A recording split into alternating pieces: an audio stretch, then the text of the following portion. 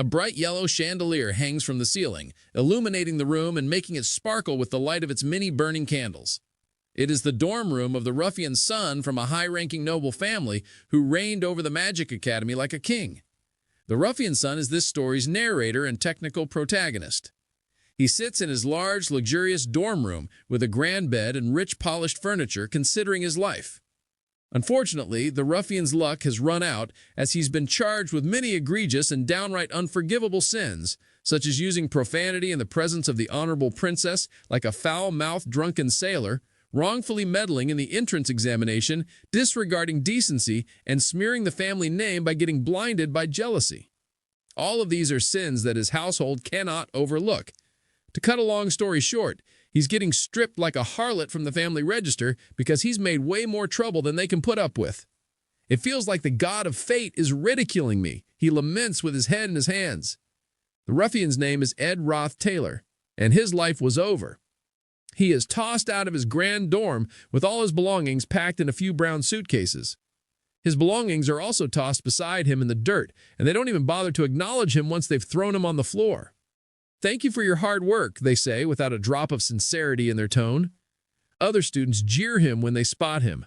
Some students point him out in shock, and others try not to make direct eye contact like they're scared of catching a disease only he can spread.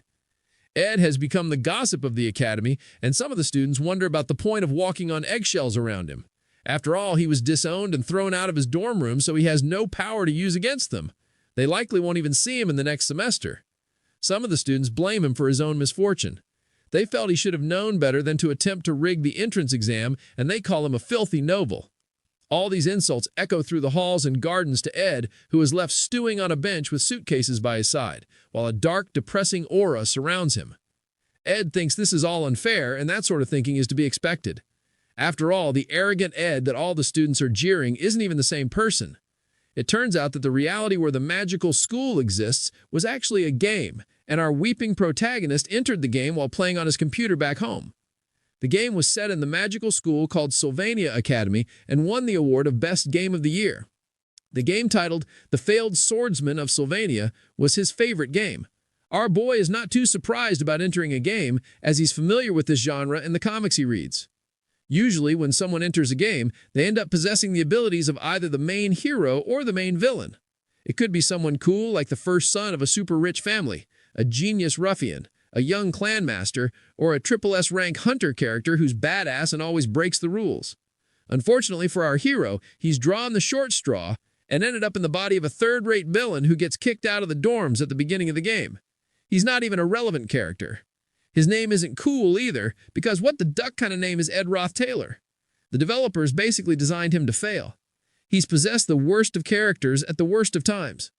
And it is truly a misfortune to land in the body of someone else just after they had messed up beyond repair. Our hero screams into the sky in protest about how unfair his situation is. He's always lived a frugal and simple life with no greed. However, the other students hear him yelling and think the arrogant Ed is just boasting again and saying things are unfair when he's filled his life with nothing but wicked deeds.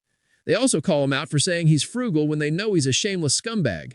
That stops our boy short, and he's left gaping in embarrassment and shock. Spirit broken, he sits in humble silence as the students storm away in anger. Our boy sighs and glances to his side and is surprised to see a status window open before him. It tells him that Ed Roth Taylor is 17 in year 2 and a male of the human race with 0 achievements. The status window also reveals that Ed is useless with a level 3 stamina and level 4 intellect. He, however, has level 7 for talent, level 7 for willpower, and a bonus level 6 for luck. So he's not entirely hopeless. However, my guy's still heavily disappointed by Ed's pathetic stats. Despite studying in the Faculty of Magic, his intellect is next to nothing, and his stamina is way too low for a noble. He figures that this is why Ed never amounted to anything more than a third-rate villain, because even in his memories of playing the game, Ed exists as nothing but a blur. It's so bad that he can't even recall what happened to him later in the game. Suddenly, our guy is struck with enlightenment and recalls exactly what happened to poor, useless Ed Roth Taylor.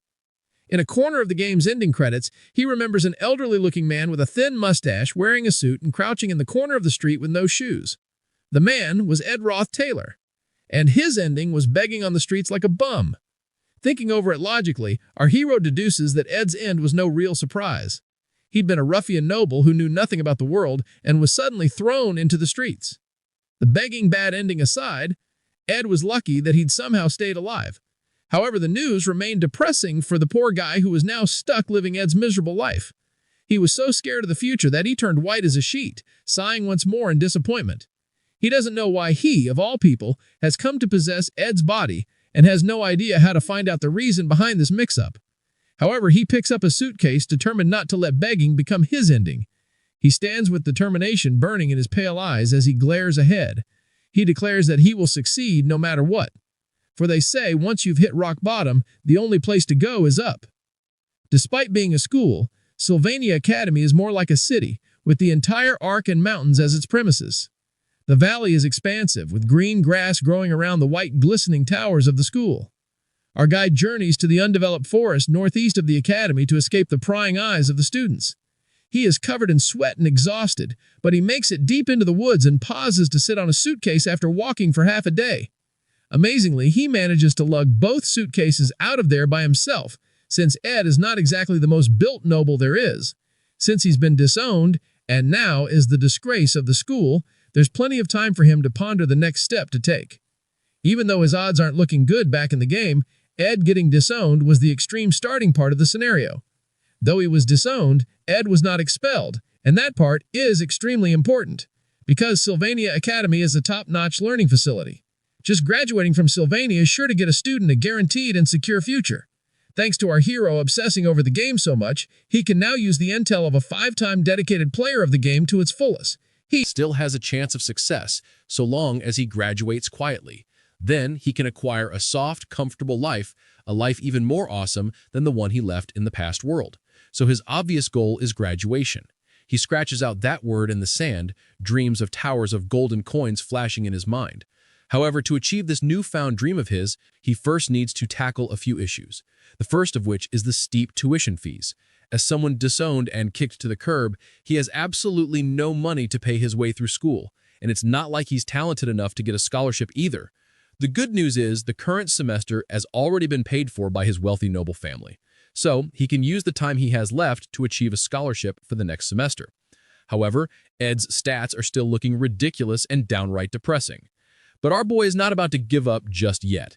Even though he thinks he'd be lucky not to flunk out with those bad stats, he decides he'll worry about tuition later, and instead focus on more pressing matters like how he's going to survive now that he's gotten his ass kicked out of the dorms. The things he needs now are food, clothes, and shelter. He snaps open his luxurious suitcase to take a peek at what he has to work with for around the next week to avoid turning into a bum. He finds in his suitcase a collection of showy clothing with no extra stats or powers, ceremonial daggers that are just as useless, and even the more useless ornamental cup. It's not looking good, but at least he has clothes. The problem now is having no place to stay or food to eat, and Ed's awful reputation is not going to make it easy to achieve either. He sits on the floor to ponder the issue, which makes him look like a bum in practice.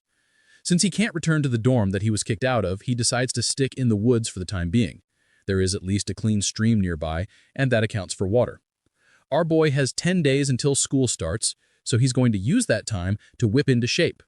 Ed starts by practicing the magic move, Wind Blade. He uses it to send blades of wind whipping around the forest until he's exhausted. Fortunately, he can use spells, but using spells only made him hungrier, and he's exhausted just from using wind blades to cut down a few tree trunks. He decides the spell is not that useful. He is now frustrated that he got kicked out without at least getting some food. Then he wonders if getting hungry after using magic is a thing in this world, because after using magic, he is so hungry that sweat starts dripping down his brow. Suddenly, he remembers something that his grandfather told him when he was young. When barley was scarce while his grandfather was a child, he said they'd eat tree bark in the back mountains, and so Ed stares dubiously at the barks of the trees he cut down. Unfortunately, he is desperate enough to try it. Within minutes, he's using ignition to boil up the wood of a tree inside the ceremonial cup. Anything edible is good enough for him to try to fight off the hunger. He is so hungry that he convinces himself the tree bark looks like chicken breast. Excited, he stuffs the wood in his mouth and chews with high hopes. As expected, his hopes plummet, and he ends up spitting the entire thing out.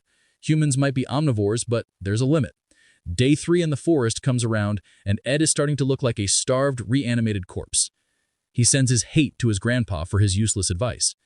After starving for a day and throwing up for 2 more days, he concluded that he'd stop trying to eat wood and instead use it to build a house. He needed shelter to weather off harsh weather conditions. So he gets busy. First things first, he raises the frame to support the wood of the house. He only has 2 hands, so he struggles to set up the 4 supports. It is not an easy job, and he quickly crashes during his first pathetic attempt. However, it's either succeed or die trying. So he forces himself to his feet again, his face burning red as he quickly ties the frame into place. He takes a moment to rest after that one success, but he's still got a long way to go. Since he can't sleep on the bare ground, he tosses his luxurious clothes to the floor and uses them as a sort of mat. It's a waste of nice fancy clothes, but it's not like he has a choice. The next day comes and he successfully crafts a tent made of wood, which he's extremely proud of. The status window suddenly becomes active and informs him that his crafting proficiency has increased since he crafted the basic wood shelter to completion. He is now a novice craftsman with level 4 in handiness, level 1 in design, and level 1 in gathering ability. Ed would be so much more impressed if he wasn't dying of starvation. He does realize, though, that he missed out on his talents because he was a noble, so he never found out that he's more talented with his hands than he is with magic.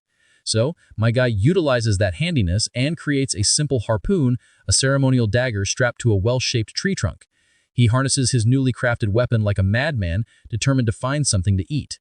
2 days on an empty stomach with excessive physical labor has been bad for him. Only desperation keeps him going as he madly jabs at the water in a wild attempt to catch fish. He successfully catches 2, and he roasts them over a fire with the ignition spell. A week until school starts, and he finally tastes food. So, it's no wonder that his eyes are finally sparkling with joy. He just has to hold out as he is right now. If he can manage to hold out until then he'll be able to get through school without much trouble. However, he was so busy eating that he forgot something important and nearly choked on the fish when someone appeared before him. A beautiful girl with long blonde hair and shiny golden eyes. It looks like in his quest for survival, my guy had completely forgotten about the main characters of the story. But of all the people, he had not expected to run into this particular individual. She is the disciplinarian and strict Princess Fiona, and she's the one who got Ed Roth Taylor kicked out of the dorms. The issue is that Ed Roth Taylor is a villain who appears as soon as a player starts the game. Using his status as a noble, he hits on the main character's childhood friend, only to end up being beaten up and punished for it. However, Ed's vengeful heart is not sated, and he goes on to use his noble influence to adjust the main character's entrance exam for Sylvania Academy. Unfortunately, he immediately gets caught by a girl who came to take the entrance exam while hiding her identity. That girl was Fiona Elias Cole, and she was their empire's 3rd princess. With her insight ability, she can detect the target's lies and conspiracies. Pathetic Ed Roth Taylor was caught in a sad state, gritting his teeth and making excuses. But all of his lies were exposed by Fiona, and he was chased out of the dorms. Everyone at the academy, of course, hated Ed Roth Taylor, but he was doomed when he met the one person that he shouldn't have met the most. Now my guy was unfortunate to have met her again while wearing Ed Roth Taylor's body. She is furious to see him, her arms crossing as she immediately deduces that he's up to no good. "What are you doing here?" she demands, furious to learn that he was not immediately expelled. Ed explains that he's still a student, even if he was chased from the dorms. However, the princess is not having it, and she demands that he leave. She cannot stand to see a shameless person like him around the school, which would be valid if he was still the scumbag Ed Roth Taylor, but he's a completely different person inside. However, Fiona doesn't know this, and she's determined to talk to the academic department and personally request for his expulsion. He's in big trouble now. She will demand that he get expelled for the crime of committing a dishonorable act as a student of the academy and for the crime of setting up a fellow student in an attempt to block their path to a better future. Yet all Ed can think of is his precious food burning away on the fire. However, he also recognizes that his life is in a crisis now that the princess has come around to make threats, because she really does have the power to get him expelled. If that's the case, then he's going to get serious. The sun will set soon, he says, his face darkening as he steps towards her, questioning why a royal like herself isn't currently being accompanied by any guards. He turns the tables around and jeers at a noble princess coming to an isolated forest alone. However, Fiona refuses to be threatened and raises her hands in battle as she's not scared of him, even if she doesn't have her escorts. Still, our hero denies trying to threaten her and suddenly gets on his knees, claiming with a bright smile that he's just trying to thank her. This confuses Fiona, and she activates her skill of insight. She is shocked to find that there is truth to his words and no lies are detected.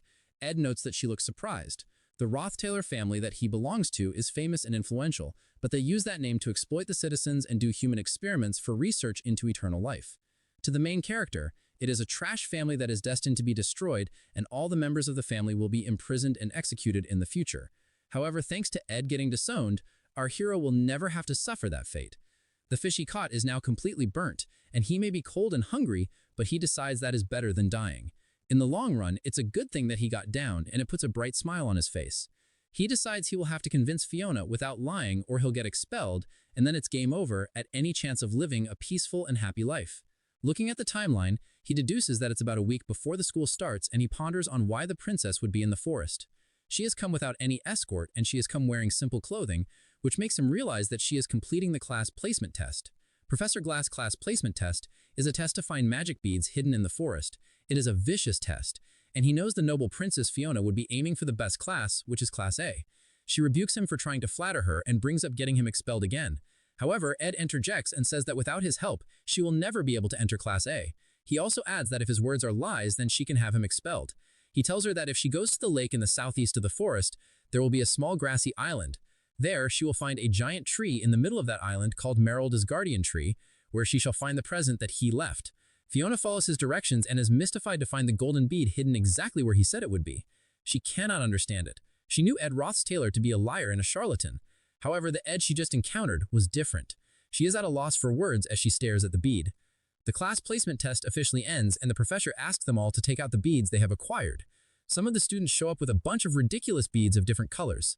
Some have even returned with fruits and eggs. Professor Glass tells those students that they will start from Class F. The test wasn't about finding just any magic bead after all. Only the ones who found beads with the highest magical power, the golden beads, were the ones qualified to enter Class A. Only 3 students found the golden beads. It was Ziggs, a rough boy with red eyeliner and green eyes, Laurel, a red-headed hottie with green eyes and a cat-like smile, and lastly, the one who found a bead at the guardian tree of Merylda that had unusually high magic power. The person that found the last bead would be recognized as top of the class, and it looks like the princess is ready to accept that title. Meanwhile, Ed ponders his decision to help the princess. His fish burnt, and he doesn't even have the strength to use the spear anymore. He managed to upgrade his crafting abilities and made a fishing rod. He thinks of the third princess of the empire, Fiona. Since she was young, she'd seen through flattery and sophistry and had sharpened her insight ever since, which led to the creation of her innate skill. No one can escape her insight, so he had no choice but to give her authentic information. Unfortunately, this led to an even greater problem for our hero. The prideful Princess Fiona was supposed to earn the title the Princess of Love after facing failure during the class placement test. However, if Fiona, who has great influence over the early scenario, finds the golden bead and enters Class A, the scenario of the original story collapses. Even if Ed manages to avoid being expelled, all the information he has would become useless if the story changes too much, and he'll be done for. Fortunately for him, the top of Class A is awarded to a girl called Lucy Merrill. She is a small silver-haired witch, deeply asleep in class. The future did not change. Fiona stomps out of the class deep in thought. Her ability to insight has always seen the truth, and there really was a bead at the tree. However, her hand shook with rage because she could not accept it. The reason she had hidden her identity in the first place was because she'd feel embarrassed by the special treatment she'd get when her identity was exposed. She really wanted to prove herself and knew, from just seeing the bead, that it would offer her the best results on the test. Yet that was exactly why Fiona could not bring herself to accept such a gift, because finding it was not something she accomplished on her own. The title Princess of Love that she would receive in the future was one she wanted to gain only by walking the righteous path. So with her head down, she turned away from the opportunity before her. Ed threw bait at the princess, knowing it would not matter if it were a truth or a lie. Even if Ed Rothtaler believed that the princess would fail the test, she had confidence in succeeding and rubbing it in his face. However, that confidence crumbled when she was unable to find another bead, which meant that our hero had never lied to her since she was unable to enter Class A without the item he directed her to. The princess punched the wall in a rage, since this meant she had to keep her end of the deal and could not get him expelled. However, she swore to keep her eyes on him. Meanwhile, Ed celebrates finally catching a fish even bigger than the sardines he caught last time. He now lives in a place where he has to start running from early in the morning to get to school on time, as there is no means of transporting himself back and forth from his wooden tent to the school. But then again, he is willing to make the effort and races back to school, overjoyed to have returned to the splendor and joy of the Sylvania Academy. The school opening ceremony begins, and the announcers say, It is nice to see that the students have made progress before starting the new semester. The announcer tells them to enjoy the food prepared while they listen. As the announcer continued to speak, Ed heard the sweet whispers from his haters that welcomed him back to school. Nobody looked happy to see him back in school. They wondered how he had the face to come to the opening ceremony, and they wondered why he even came back in the first place. However, he doesn't care, as he once more gets the chance to eat rich flavored meat, and he proceeds to eat many plates of it like a pig. His goal is graduation, and he doesn't care how many shocked stares he gets. Still, the side characters keep whispering about his disgrace and his manners. Some even admit that he feels a bit different. That's when a group of girls whisper about desserts being made by the head chef of Ales Hall, and they hurry over to the table where it's being served. A pretty girl with long brown pigtail braids and a bow in her hair remarks that it's strange somehow that Ed Roth Taylor feels like a different person. Meanwhile, our hero is out here simply wishing for nothing unusual to happen. Moving on, a big blue sky brightens another brand new day at Sylvania Academy. It is the first day of school in a new semester. A welcome speech is given to the new students in a grand hall with the speakers stating their excitement at seeing the students in a new and improved form. It looks like the speaker also looks forward to seeing Sylvania Academy whip them into shape to become functional members that society can be proud of. However, things are not going peaky for everyone. For on the first day of school, our protagonist, Ed, finds himself in the dean's office. He almost didn't even start the school year because he almost got expelled on the first day of school. Ed had not expected Fiona to tell the dean about him, especially after their little encounter in the forests. Fortunately, the dean was a rather happy fellow, and Ed was surprised that the cranky old man spoke with a smile on his face the entire time. He reasons that Fiona must not have said anything bad about him. Since he barely managed to avoid expulsion, he's decided to be a bit more careful and breathes a sigh of relief. With a look of determination on his face, he is prepared to ensure that the story doesn't stray from the original because his peaceful, comfortable life depends on it. Thanks to the life skills he honed for survival, he's achieved the combat abilities of a novice fighter, with his specialty being the bow. But he's only level 1 at it. He also did some magic training appropriate for a student of the Faculty of Magic. To get the best combination of survival skills and magic training, there was no better weapon than a bow. He used these combined skills to hunt down games to eat. As his life skills become more proficient and he becomes better at making good quality arrows, he'll soon be able to cast spirit or magic formulas to the arrows. For now, he'll just hunt down rabbits and keep practicing, because spirit formulas are still currently outside what he can achieve. In the middle of his hunt, Ed pauses when he sees an enchanting beauty seated underneath a tree, her hair flowing in the wind. It is the pigtailed brunette, and she sits reading a book with a pile of books on the floor before her. This beautiful lady is Yannicka Failover. She is in her second year just like Ed, except that she is also top of the class in a genius spirit sorcerer unlike Ed. The beauty glances up, her ruby eyes sparkling with beauty. She spots Ed and remarks that he is the amusing guy Merlda was talking about, Merlda being the name of the tree. Surprisingly, though, she's heard of him. Yannicka is actually happy to see him and joyfully introduces herself. He is shocked that she immediately leaps into his personal space with a bright, happy smile on her face. She asks if he is surprised that she knows all about him like some kind of creepy stalker. She explains that this forest is the territory of Merlda, a high-ranking spirit, and it turns out that Merlda is a huge gossip. She has told Janice so much about Ed. Ed is shocked that the master of the forest even has that much free time to talk about him to strangers. Yannicka laughs and explains that Merlda is kinda nosy, like that wasn't already clear. Merlda has her attention all over the place, so it makes sense that she'd know about an unwanted visitor. Ed is just hurt that he's classified as unwanted in his newfound home. Then again, he did kill a lot of animals and cut down so many trees, but just thinking about it makes him feel kind of depressed, and Yannicka realizes the awkwardness she caused with her tactless statement. She quickly tells Ed not to sweat the small stuff, since it's the natural order of things for creatures in the forest to catch and eat each other. Merlda is not bothered by things like that, so Ed has. No reason to worry. Ed is a little touched and blushes when he notes that even the huge wild forest master has a tender heart. Meanwhile, the more Yannicka looks at him, the more she realizes that Ed sort of looks like hot stuff. Living in the wild might not have done wonders for his hygiene, but his beauty stats definitely upgraded.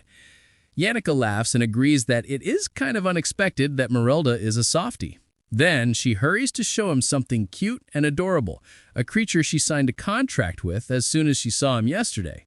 This creature manifests as a sparkle of light in her hands, and she asks if Ed wants to try touching him. Ed is surprised to see the sparkle of light and wonders if it is a contract or a spirit.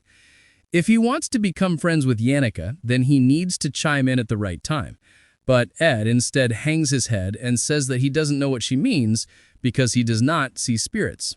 He goes on to say that he lacks the ability to see spirits, shocking Yannicka, who stares at him in heartbroken surprise. Ed turns away from her, saying that he only came out to get food, so he'll get going now. Only by following the original storyline can he gain an informational advantage, and Yannicka Failover is someone who holds significant importance in the original storyline. She is someone that he must never get close to because the future has something incredibly haunted in store for her. He walks away, leaving her behind, and she sadly stares after him. Meanwhile, Yannicka notes that Merelda was right about her assumptions concerning Ed.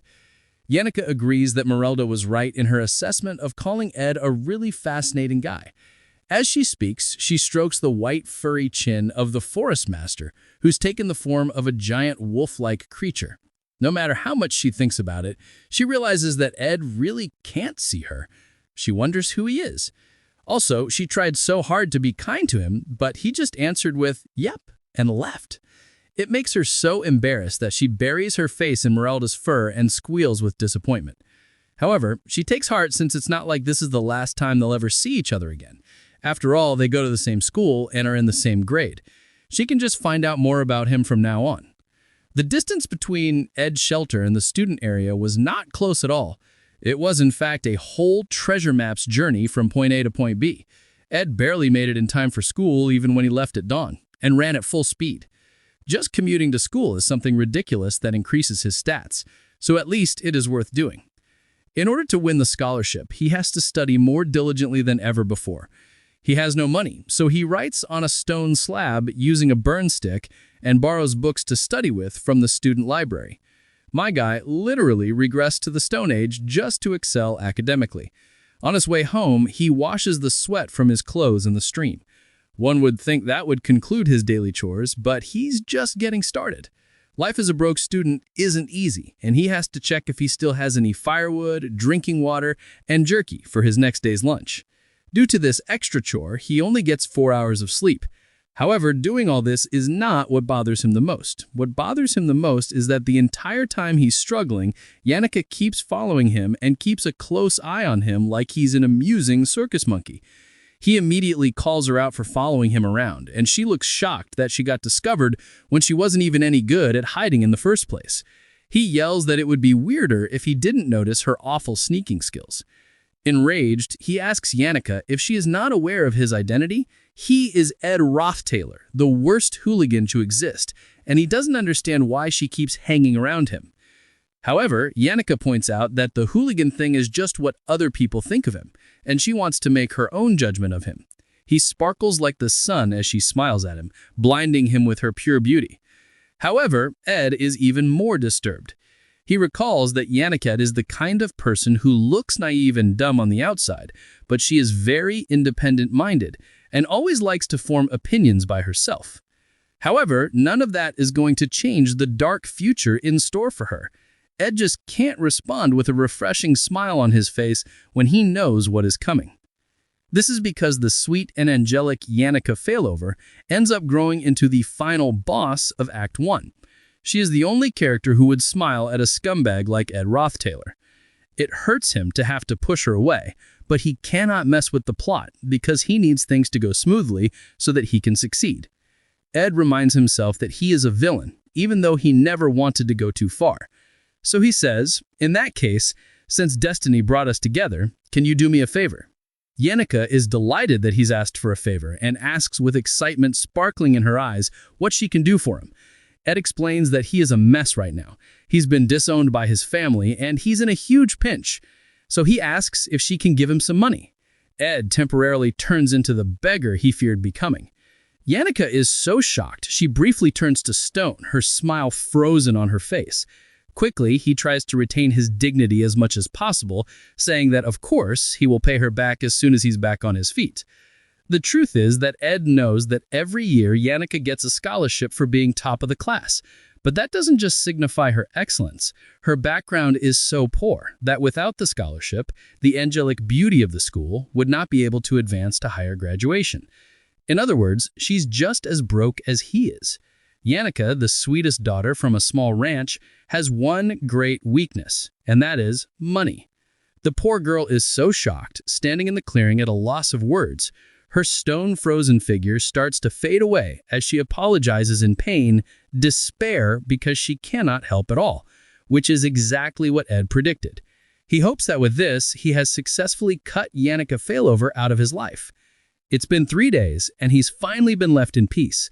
Of course, Ed doesn't feel good about purposely asking Yannicka for the one thing she cannot provide. But he doesn't want to get entangled with the important characters anymore.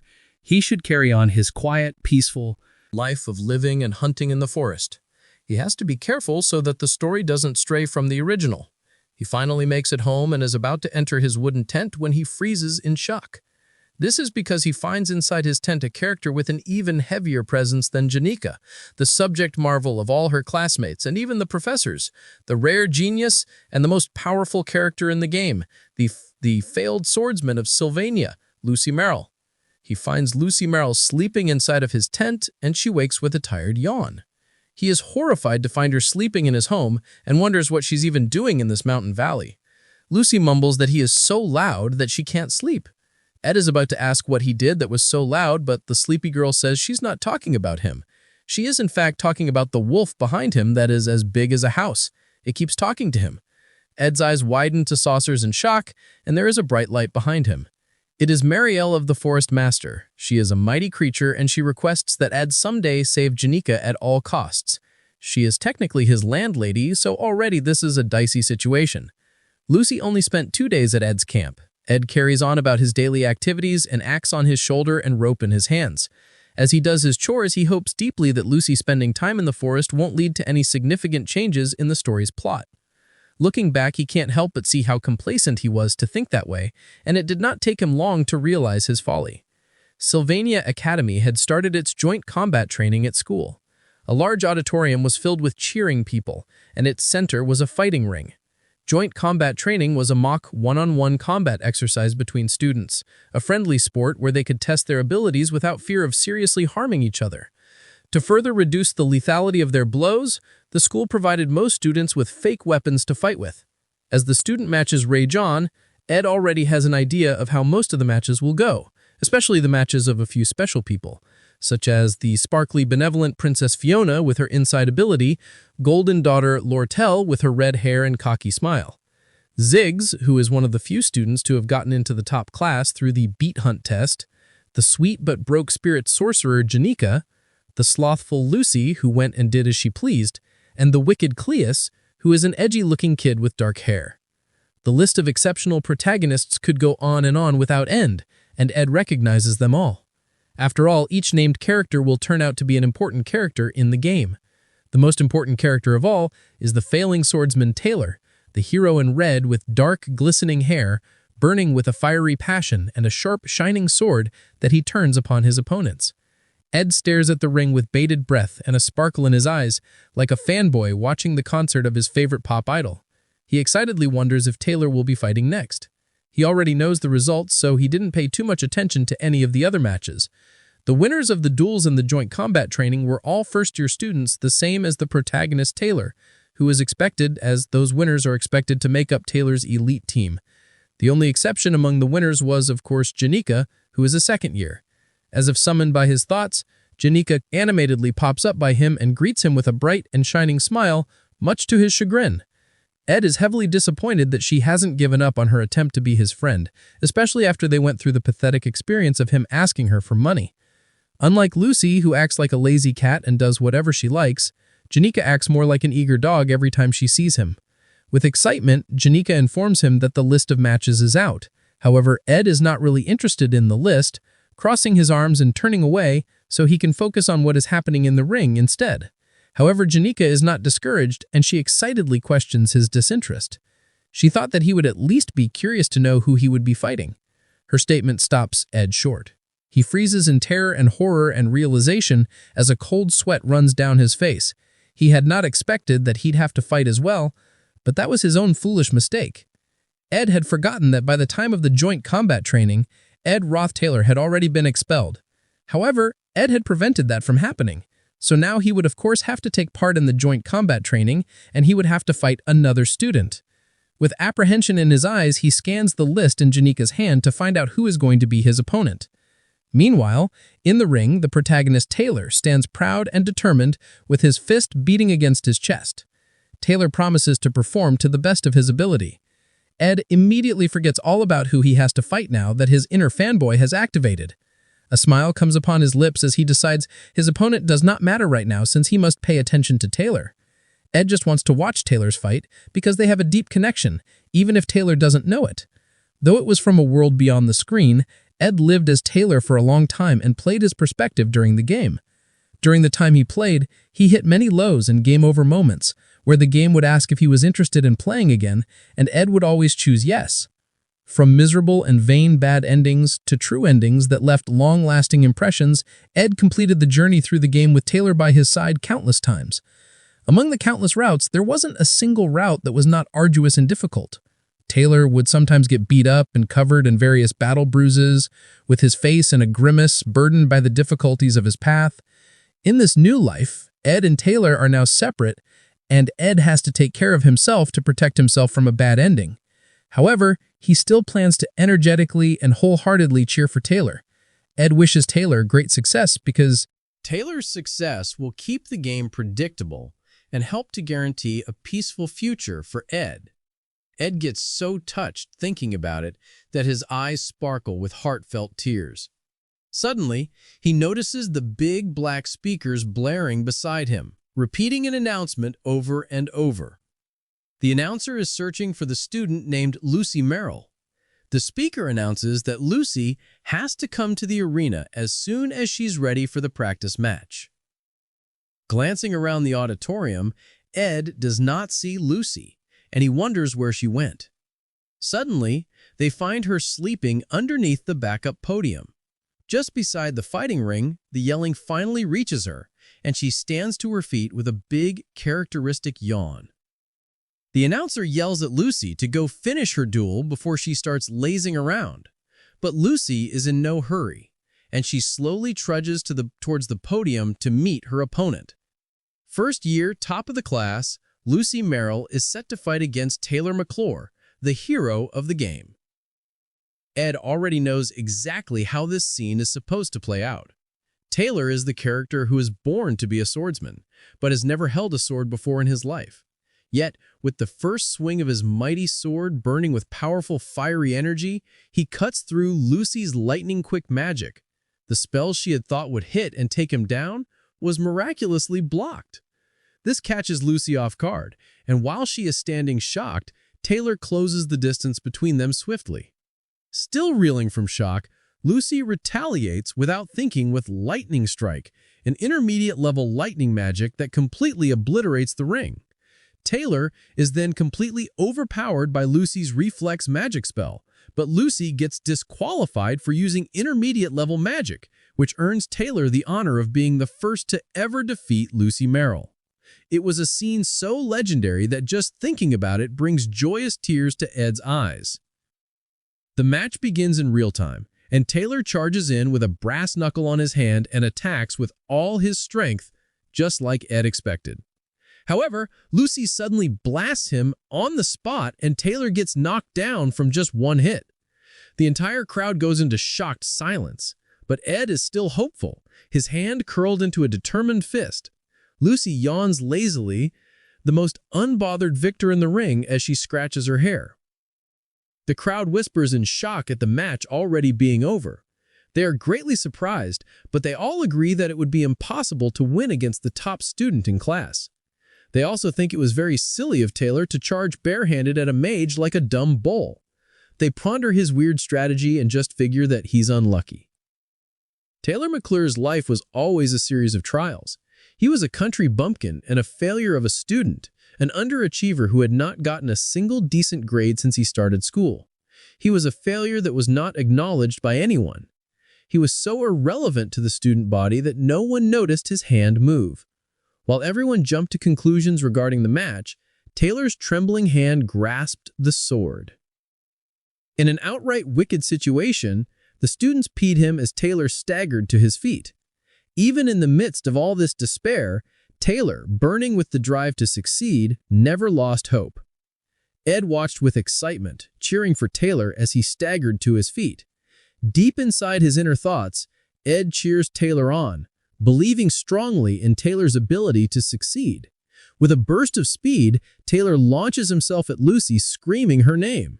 Lucy turned in surprise to see him suddenly able to move, and Ed's excited grin grew wider. He waited with bated breath for Lucy to use lightning magic and keep things aligned with the plot he knew. Unfortunately, things didn't go as planned. Ed stared in confusion and shock as Lucy retaliated with a ball of green light that immediately halted Taylor's attack. The magic expanded into the face of a growling wolf that overpowered Taylor. It is a familiar face and looks very much like the face of the Forest Master. The great magic flings poor Taylor away in a mighty swirling wind tunnel of green and white. Taylor was launched into the air and crashed into the wall behind Ed.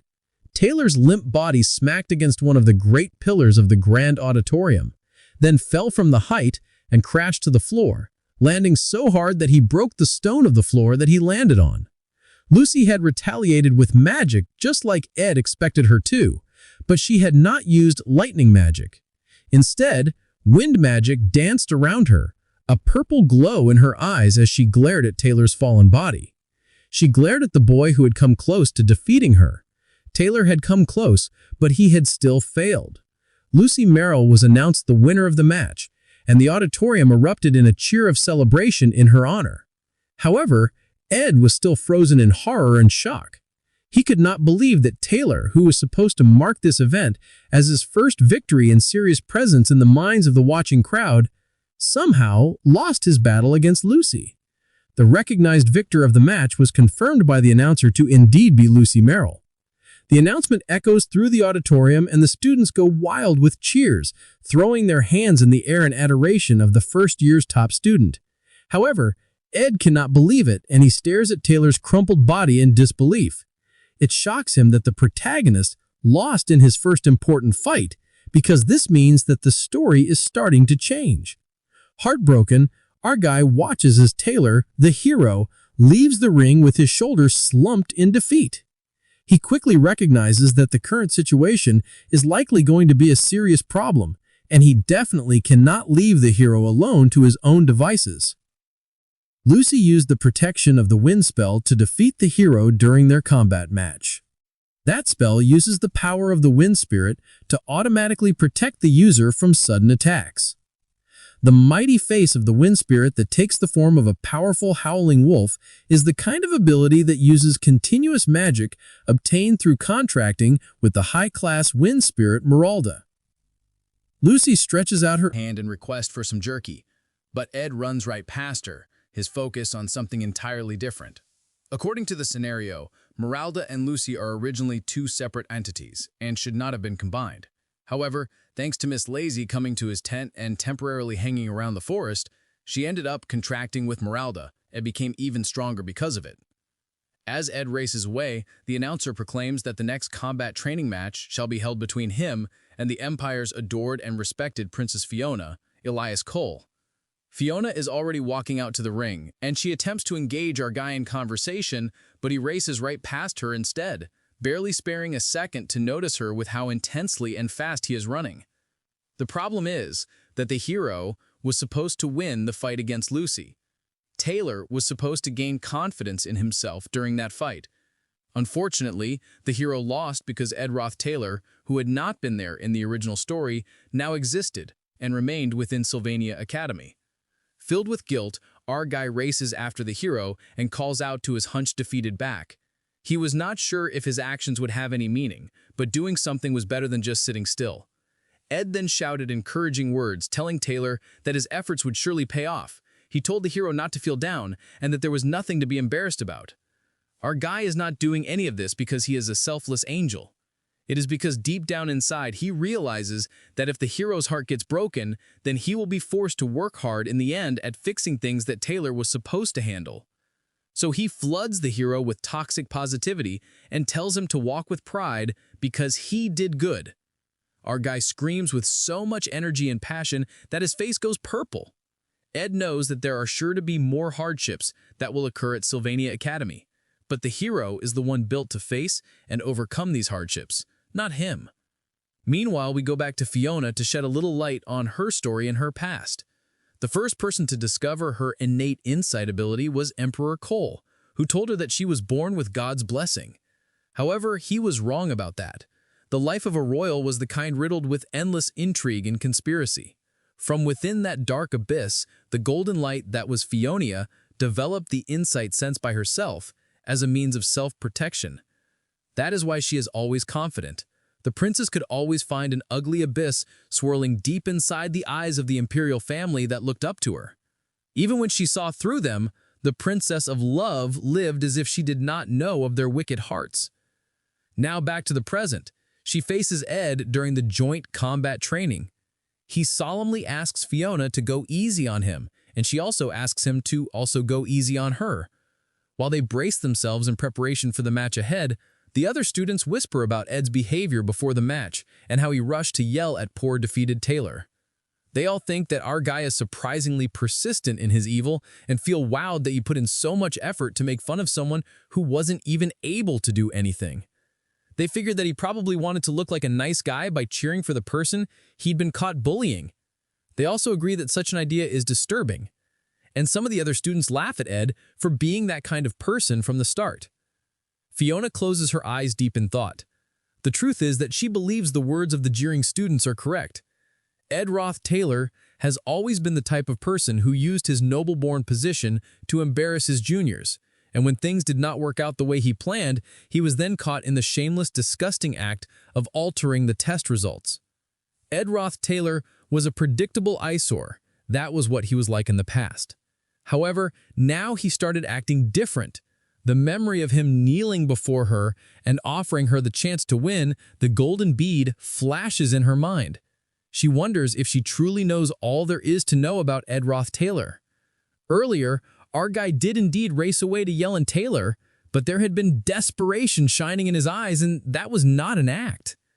The announcer declared that the combat would begin, and all the students cheered. Before they start fighting, Fiona tells him that he confuses her, which surprises Ed. She will come to a conclusion about him using this duel between them. Fiona informs Ed that she has begun her attack. She shoots just one ball of water at Ed, starting with one just to test him. She knows that the magic he uses is wind and fire, so she wonders how he will now react to her water ball. In a dramatic battle as a finale, she plans on getting rid of that mysterious man haunting her heart. However, to her ultimate disappointment, the water ball smacks Ed right in the chest, and he takes a dramatic hit. Fiona is drumrucked with confusion, as Ed rather dramatically hits the ground like he was mowed down by an asteroid. Ed declares his silent defeat. Fiona is outraged, of course. The noble princess, who could not accept a freely given bead during a hunting game, would hardly be thrilled about a freely given win. She knows that he saw the trajectory of the water ball and yet chose not to block it. The student body throws back their heads and laughs at how pathetic Ed is. They think his battle went even worse than Taylor's. Ed was acting all cool earlier, but he ended up knocked down with just one hit. The students also cheer for the princess with adoration in their eyes, agreeing that watching the princess fight and win was refreshing. Ed bows his thanks to Fiona and says that he learned a lot. However, Fiona is well aware that she's the butt of this stupid joke. She only fired one shot, and Ed would have learned absolutely nothing from a battle so brief it can't even be called a fight. Then she realizes that Ed has never once made eye contact with her through the entire fight. This must mean Ed is lying, and that further aggravates her. Princess Fiona, Elias Cole, is announced the victor, and predictably, the whole crowd cheers. Fiona is outraged, but Ed races out of the grand auditorium as soon as his duel is over. It is important for Ed to avoid the princess because she is a very important person in the present. The only one more important than the princess is the main character of the world, Taylor. Ed rushes off in a desperate search for Taylor, calling him a punk while searching for him. Suddenly, a person calls out his name. Just his dumb luck, the Princess Fiona is looking for him. He asked her why she's out in the hall without any escorts. However, she will not be distracted by his questions. She angrily demands that he explain what he is, and Ed confesses that he is not sure what she's talking about. He once again tries to see that he learned a lot from the deal, but that only angers her more. She has already figured out that he had no intention of winning and that he just wanted to get off the stage. She was already having a hard time keeping up with the class, but the fox-like merchant redhead was only thinking about ways to take over the school. Professor Glass's grumpiness isn't getting any better. Plus, all the servants go on and on about the ways of royalty every single day. In summary, the Princess Fiona is actually quite fed up, and she already has enough on her mind as it is. Meanwhile, Ed is quite surprised to find that the princess had so much pent-up frustration. While playing the game in his past life, he spent most of his time inside the mind of Taylor and never did think too deeply about the other characters. Now he places his hands gently on the princess' shoulder and tells her to take a deep breath and calm down. Very carefully, he goes through breathing exercises with her. Fiona breathes in and out. For a moment of silence, she cannot compute what just happened. She came out to confront Ed, but somehow he ended up helping her. With a cute blush on her cheeks, she asks him to forget about what happened. Ed agrees on the spot and is about to head off right away, but the girl is still talking. She confesses that she has a bad habit of only asking blunt questions because she feels like she's constantly trying to guess and predict what is going on in people's thoughts due to living in the palace so long. Ed couldn't care less, and he so desperately wants to leave to find Taylor. However, Fiona must get her question answered first, so she asked him bluntly. She asked if he tried to cut ties with his family because he knew of their dark side. She demands to know if the reason he picked on Taylor was because he needed a reason to be expelled from the family. Ed can't help the cold sweat that slides down his face at her super sharp deduction. Although it is mostly wrong, the thought of the Roth-Taylor family having a dark side was correct. However, he can't just openly admit that. So Ed avoids eye contact and denies everything. It is too early for Fiona to know about that anyway. She can look that far into the future. Still, the girl was shocked by his blatant lie and dismissal. She demands to know why he was cheering and supporting the person who he was trying to get expelled. She asked if he never even disliked Taylor from the start. All those questions were very blunt and to the point. Ed responds by redirecting his gaze and lying so much that Fiona can practically visualize his nose growing longer. The girl roars at him to look her in the eye and tell it to her straight because her insight ability is seeing through all his lies. However, Ed unrepentantly lies that he is telling the truth, which insight detects is a lie. Fiona has no evidence, so she can't even prove that he's lying, which only further enraged her. Above all, going with the original scenario is his only hope, so Ed will not tell the truth at all. Finally, Fiona gives up and lets it go. She knows he has been staring at the door since they started their conversation, so she knows he must have something urgent to take care of. Ed bows in gratitude and makes his way towards the door. It was the first time he had seen a new side to Fiona. She is someone who will affect the early scenario, so she's already gotten involved with so many people and events, all of which would give Ed a headache. He admits that these new issues are likely his fault since he's a new addition to the scenario. His burdens are nothing compared to the burden that the princess carries, so he pauses for a moment. Ed tells her that it is important to pay attention to complicated politics, but she should also relax a bit. After all, Sylvania Academy is not like the palace where she has to worry about every little thing. Fiona lived her life trying to see through everyone's lies, but it was the first time that someone else saw right through her. Ed rushed away immediately, still in a desperate search for Taylor. If Taylor gives up on his story, then Ed's comfortable life would be in jeopardy. The whole world might even end. So, of course, our guy is relieved when he finally finds the main character sitting by himself with his broken wooden sword in hand. However, now that he's found Taylor, Ed has no idea what to say. Surprisingly, before he can speak, a girl shows up standing defensively in front of Taylor, with her arms spread. She declares that Ed Roth-Taylor shall no longer bother her friend, as he has already done enough damage. She yells that he does not need to harass him anymore. Taylor finally gets to his feet and notes his surprise that Ed is somehow still in the school. Ed, meanwhile, is shocked to see that the main character has revived. As the hero, Taylor's fighting spirit is the kind that never falters no matter how strong his opponent is. He gently pushes Isla behind him and calls out Ed's name. The hero has a willpower that is clearly evident from the stance to the look in his eyes. Ed can now see that while he dueled the princess, Isla, his childhood best friend and biggest cheerleader with the biggest melons, ran after Taylor. She ran out the door without a single glance back and encouraged Taylor, telling him that he can get through his challenges no matter what they are since he's always been good at that. She cheers for him and tells him not to be discouraged. The hero questions Ed's presence and asks our guy if he has any business with him. Meanwhile, our guy notes that with Isla by his side, Taylor will always be able to rise to his feet over and over again. So Ed just mentions that the hero is great with the blade. Ed has played this game before, and he has been by Taylor's side. He has been through lots of experiences with the hero and has been with him till the end. Ed turns away from Taylor, saying that he has no schemes. Honestly, our guy figured that the hero would save the world while he focused on surviving. But our dude had treated the hero like a pushover. However, our guy is relieved, not because the story that strayed away from the original came back on track, but because Taylor, who he'd spent so much time with in the game, was okay. That was all he needed. So he left. Taylor and Aya stared after him in gaping disbelief, wondering why Ed was acting like he was cool. Well, after everything, there's one thing that Ed can't avoid. As our guy walks by himself, he suddenly whips around to witness a burst of fire from somewhere within the school compound. It is already time for a significant event to occur. Originally, everyone was supposed to have witnessed that event while at their seats within the battle auditorium, which was called the Nail Building. A great red dragon rages in the Nail Building. The Golden Daughter, Lortel, immediately attacks the fiery dragon beast with ice magic. Her power is so great that it freezes the entire body of the large beast. However, that's not good enough, and the beast soon melts its ice with its powerful flame magic. The dragon is wielded by the spirit sorcerer Janica, and she is the one dueling against Lortel. Although Taylor cannot watch this fight from the auditorium, it is so intense and the dragon is so large that he sees the fight from where he is standing outside with Isla. Things are going a little differently from the original plot, but it is important that Taylor is able to witness this epic battle. Taylor and Aya watch in awe. Our guy wants the main character to keep his eyes peeled during the battle, because one of the numerous trials coming his way.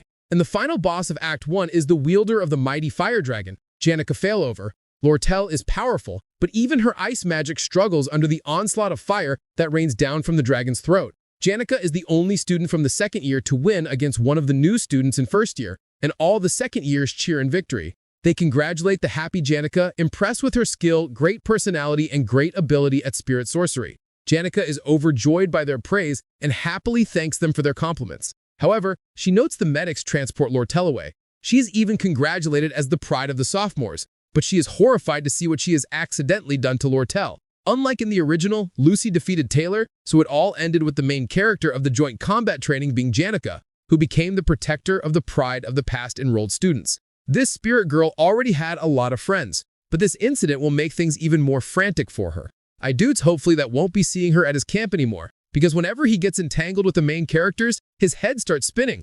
2 weeks pass after joint combat training. Without the main characters consistently interfering in his life, Ed can now go all in on his studies and survival without worry. He even made a fishing net, so most of the food problem is somewhat solved.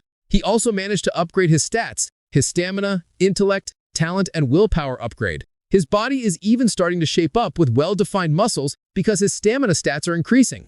However, as soon as he steps out of the stream from bathing, he finds Janica haunting his camp. She gets embarrassed at his nudity. Ed is furious and demands why she suddenly showed up at his camp. He just came from fishing, so of course he was dripping wet. Janica replies that it feels like a top-secret base and she feels like an adventurer, which is all very exciting to her. She also wants to talk to Ed more and she needs some advice. Ed is surprised that she has come to ask for advice and wonders why she would choose to ask him of all people when she's got all those other friends to hang out with. The girl goes on to explain that during the joint combat training last month, she hurt Lortel. Our guy Ed feels no sympathy. He knows Lortel used intermediate-level magic, which was not allowed during joint combat training. Janica says that she kept trying to get over it, but she's worried that she might have overdone things. She asks if she ought to apologize to Lortel. Her friends would disapprove of her apologizing. However, our dude tells girl to do whatever she feels is right. The lovely and bubbly second-year student Janica was a treasure to everyone, precious in every way. So if she ever felt guilty or self-critical, everyone would always take her side. However, she knew deep down inside that being kind did not erase wrongs that were done. Janica says it as it expected of Ed. He never takes her side unconditionally. She stretches with a happy smile. She thinks to herself that Ed has changed significantly, as he was not the same type of guy he was last year. You see, Janica was a bubbly and smiley girl, but she was also a very observant person. She notes that even when Ed asked for money during hard times, he did not show the desperation of beggars in such a predicament. She knows that he was indirectly telling her not to come close. However, those are the sides of Ed that stayed with her as a form of strange comfort. She tells him that she actually finds him reassuring. She also says that she wishes everyone in the world was like him. The next day, a bright and beautiful morning, Ed walks quickly in fear and in panic. The game, The Failed Swordsman of Sylvania, is a masterpiece. But few players have ever seen its ending, and newbies usually encounter several bad endings early. An example of this is saving a girl during an ambush by Cobbs in the class placement test. A player who does that would win access to the secret of the Golden Daughter. However, she then sends someone to kidnap Taylor, and just like that, the player dies and Taylor ends up assassinated. In the monster slaying practice episode, if you skip the childhood friend Aya and instead form a unit with the Golden Daughter, Ayla will fall off a cliff to her death. This is because Taylor was supposed to rescue Aya and save her from falling off the cliff. If you protect the Golden Daughter, who does not sound very golden at this point, from the tree spirit Tarkin, which was summoned by Janica, the player ends up burnt to death. This is why Ed must run very quickly, ignoring the one who calls him senior. However, she jumps to his front and he asks her how long she plans on following him around.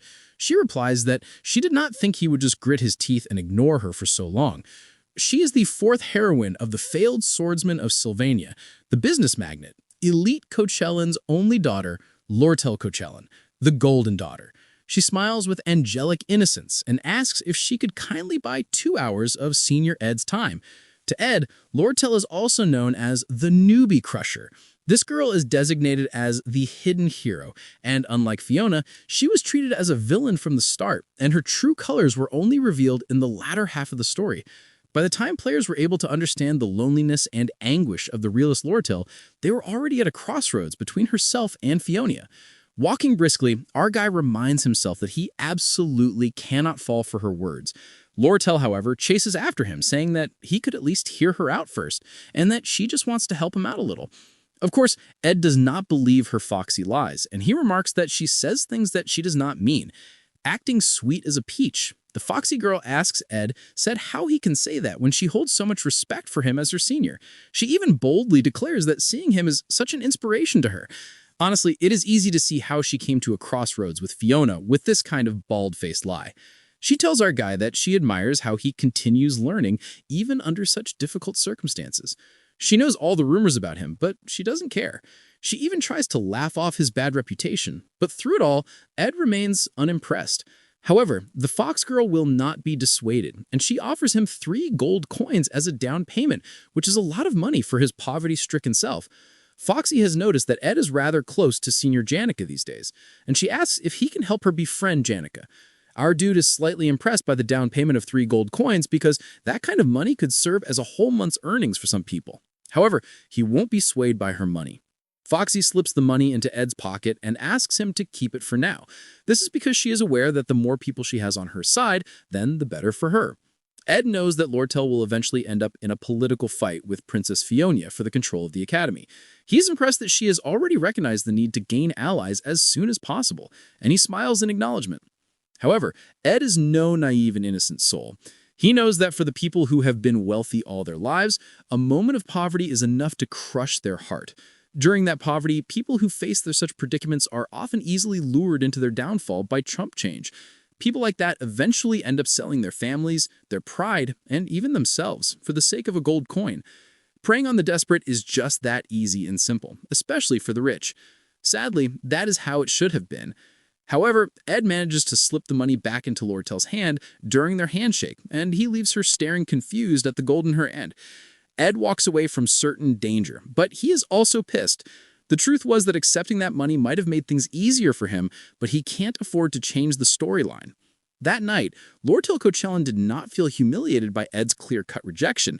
Instead, she paid a night visit to her senior, Janica. Understanding the pros and cons, profit and self-interest, the perfect businessman does not lose any opportunity that comes within their reach. And Lortel was a perfect businessman, or businesswoman in this case. The Fox Girl sparked the unrelenting spirit within her that desired to turn Janica Failover into one of her people. Lortel apologized to Janica for doing too much during the combat training, saying that she just wanted to see how powerful the spirit sorcerer was. Fox Girl thinks that Janica is quite similar to the main characters in fairy tales, and that it would be much easier for her to just manipulate the spirit girl, but using her guilt against herself. However, Janica surprises Lortel when she mentions that the spirits often tell her everyone's gossip. She confesses that she hears most of the conversations around the northern part of the forest thanks to them. The girl sweats as she realizes this means that Janica heard about her conversation with Ed. Janica leans in real close to Lortel and says that you can't buy sincerity with money. Then she laughs and asks if she acted too smug about herself. It is her first time being a senior, so she might have boasted a little, which is so embarrassing. Meanwhile, Lortel notes that Janica is not as naive as she appears. The spirit girl then waves the girl goodbye and gets going. The happy senior remarks that it takes a lot of preparation to form a contract with a high-ranking spirit. Janica has been getting a lot of support lately, so she has to work even harder. The powerful spirit sorcerer takes the moment to apologize to Fox Girl for hurting her during the joint combat training. Despite being aware of the dark world of the world, Janica is a person who maintains a surprisingly cheerful personality. Lortel stares after her figure, thinking that everything is much harder than she expected. However, she notes that the girl looks strangely on the edge. Meanwhile, back at the camp, Ed hangs up his laundry, but it all comes down in a huge gust of wind. Suddenly, someone calls out, and it turns out to be the senior maid of the Sphania's finest dormitory, the Awful's Hall, Belmaya. Belia happens to also be the maid who kicked him out of the dorm without single glance back at him. She is slightly disgusted by his little setup, but she is not surprised to see him living in the woods because the Lady Janica talks about him a lot. Belle remarks that she is glad to see it has been a good change for Ed, especially as he's looking way more responsible than before. Our guy knew the awful hallmates were an elite group of women who perform all household chores to perfection, including feeding the students, which meant that inside the basket Belle had brought with her was definitely food. Food made with the finest ingredients that this elite maid gathered from the forest. Ed thinks very deeply of the events where Belmaya could impact the main plot. While he is lost in the deep thoughts, Belle tells him that he does not need to be so respectful. She also mentions that he can also talk down to her just like he did while reciting offals. However, Ed immediately turns down the offer, which genuinely surprises Belle. She has never known Ed Roth Taylor to give up the opportunity to ridicule someone else. Ed smiles with joy as he cannot recall a single event where Belea had a direct impact on the main plot. So he gleefully asks her about the basket she holds, since they are both not heavily related to the plot. Ed cannot see the harm in two extras becoming friends. He heard about the explanations of various edible berries, mushrooms, and herbs from Belmaya. Ed also crafts a basket just like hers, and his crafting abilities get even better. He crafts a fish framing net and installs it into the water. He also has plenty of game, with their meat drying in the sun. With this, and as plenty of meat and fish, his dietary needs are almost solved. He still only has the fire and wind magic, using 2 basic spells. However, he used them so many times that he reached his aim proficiency of level 10 without even noticing. He used his magic so much while chopping firewood or cooking that it increased his survival rate drastically. A proof of his growth is that he gets done with his work and the sun hasn't even set. So he gets to watch the beautiful sunset. Being honest, he is truly having fun with this quiet camp life. Suddenly, he notices a spark in the sky like a distant star, but it is way too early for the stars to be shining that bright. Ed was having fun right until something fell from the sky and crash-landed in his camp, raising a huge cloud of dust. His precious, wonderful camp got destroyed. Someone coughs in the cloud of dust, and it clears to reveal Lucy in a simple dress like a nightgown. She remarks that something nearly killed her, but Ed is so dumbfounded to find Lucy of all people in his house. Lucy coughs out in the crater that she made, mumbling about how that fall just about killed her. Meanwhile, our dude is justifiably upset considering she almost killed him. He also worried about what could have been fatal to the most powerful mage. Lucy reveals that her attacker was Belea, and Ed looks at her with heavy disbelief on his face. Lucy explains that she ditched class, which is something she does often, but she noted that Balea was moody for some reason. It was so sudden that Lucy teleported out of there in fear, and she wrecked Ed's camp for no good reason. The world's most powerful mage then asks our dude if he has any jerky, but he just smacks her on the head and yells at her. Surprisingly, that actually hurts Lucy, and she rubs her head in pain. Ed then realizes that Lucy is not using any protective spells. Lucy explains sulkily that she ran out of all her magic. Ed takes the opportunity to enact merciless punishment on her for destroying his precious house. It is about time that our guy gets a better and sturdier wooden house. So he visits the library to figure out how to make one. He checks out books that provide him with information such as materials for planning and other necessities. All that is left is for him to find the method of smoothing the wood and finishing the roof. Closing time in the library comes around, and a pink-haired girl with long, wavy pigtails tells Ed that it is closing time. She notices he is studying hard, and she remarks that it is nice to see someone study so diligently because it really boosts her motivation to study as well. Her name is Ayla Lynn, and she is a first year. Ed introduces himself to her as Ed Rothtaylor, and the girl freezes in shock.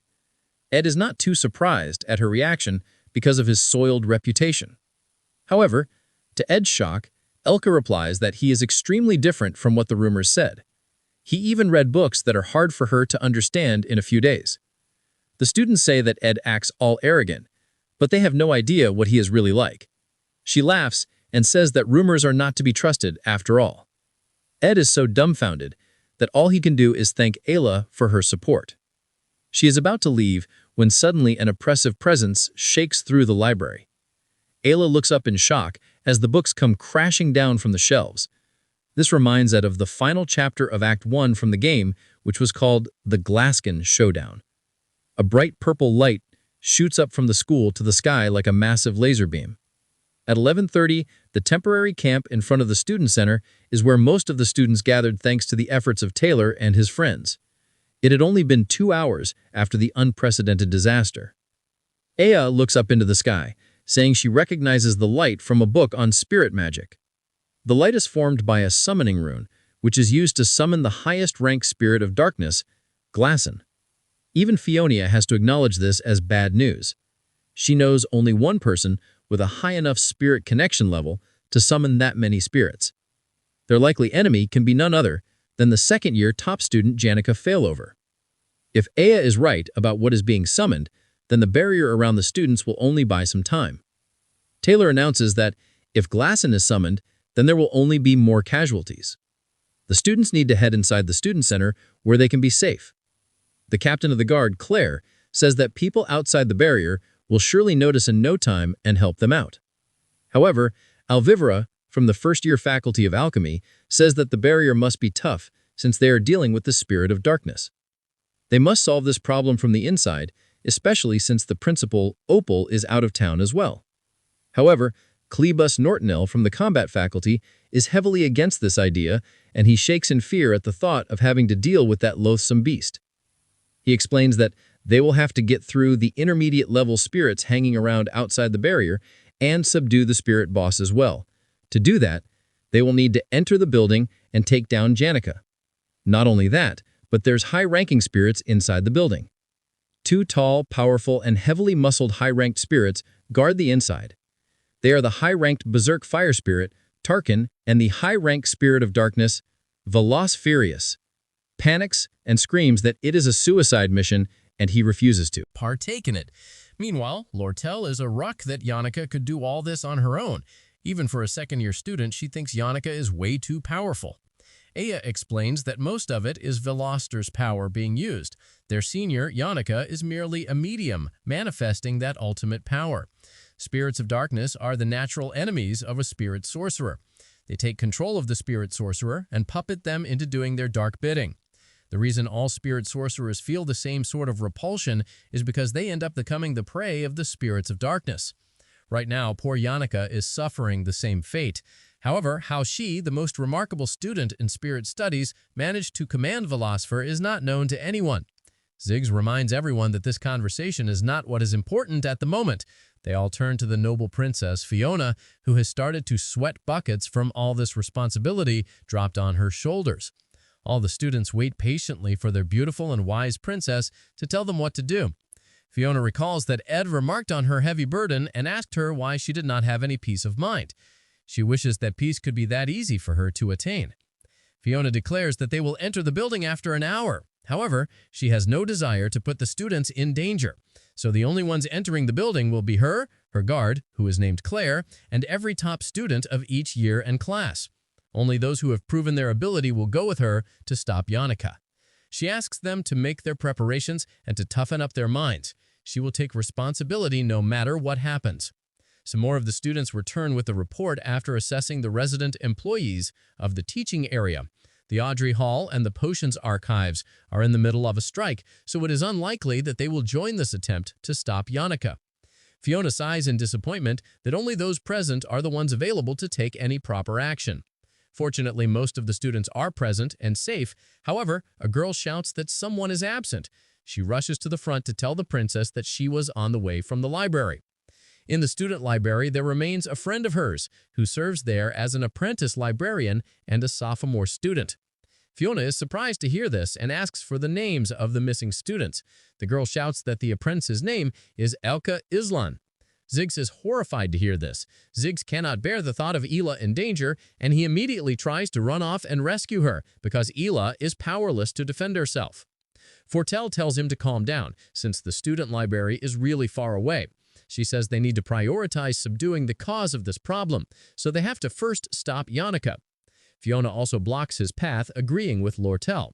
Fiona adds that there is a second year in the student library, so they need to believe that the second year will definitely protect Ela.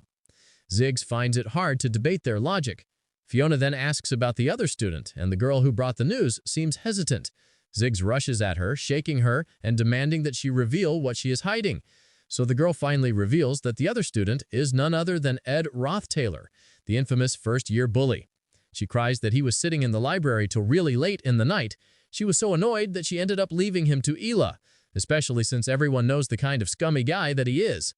Ela is not the kind to care about rumors like that, but no one at all is reassured by the thought of Ed Rothtaylor. In fact, they all despise him.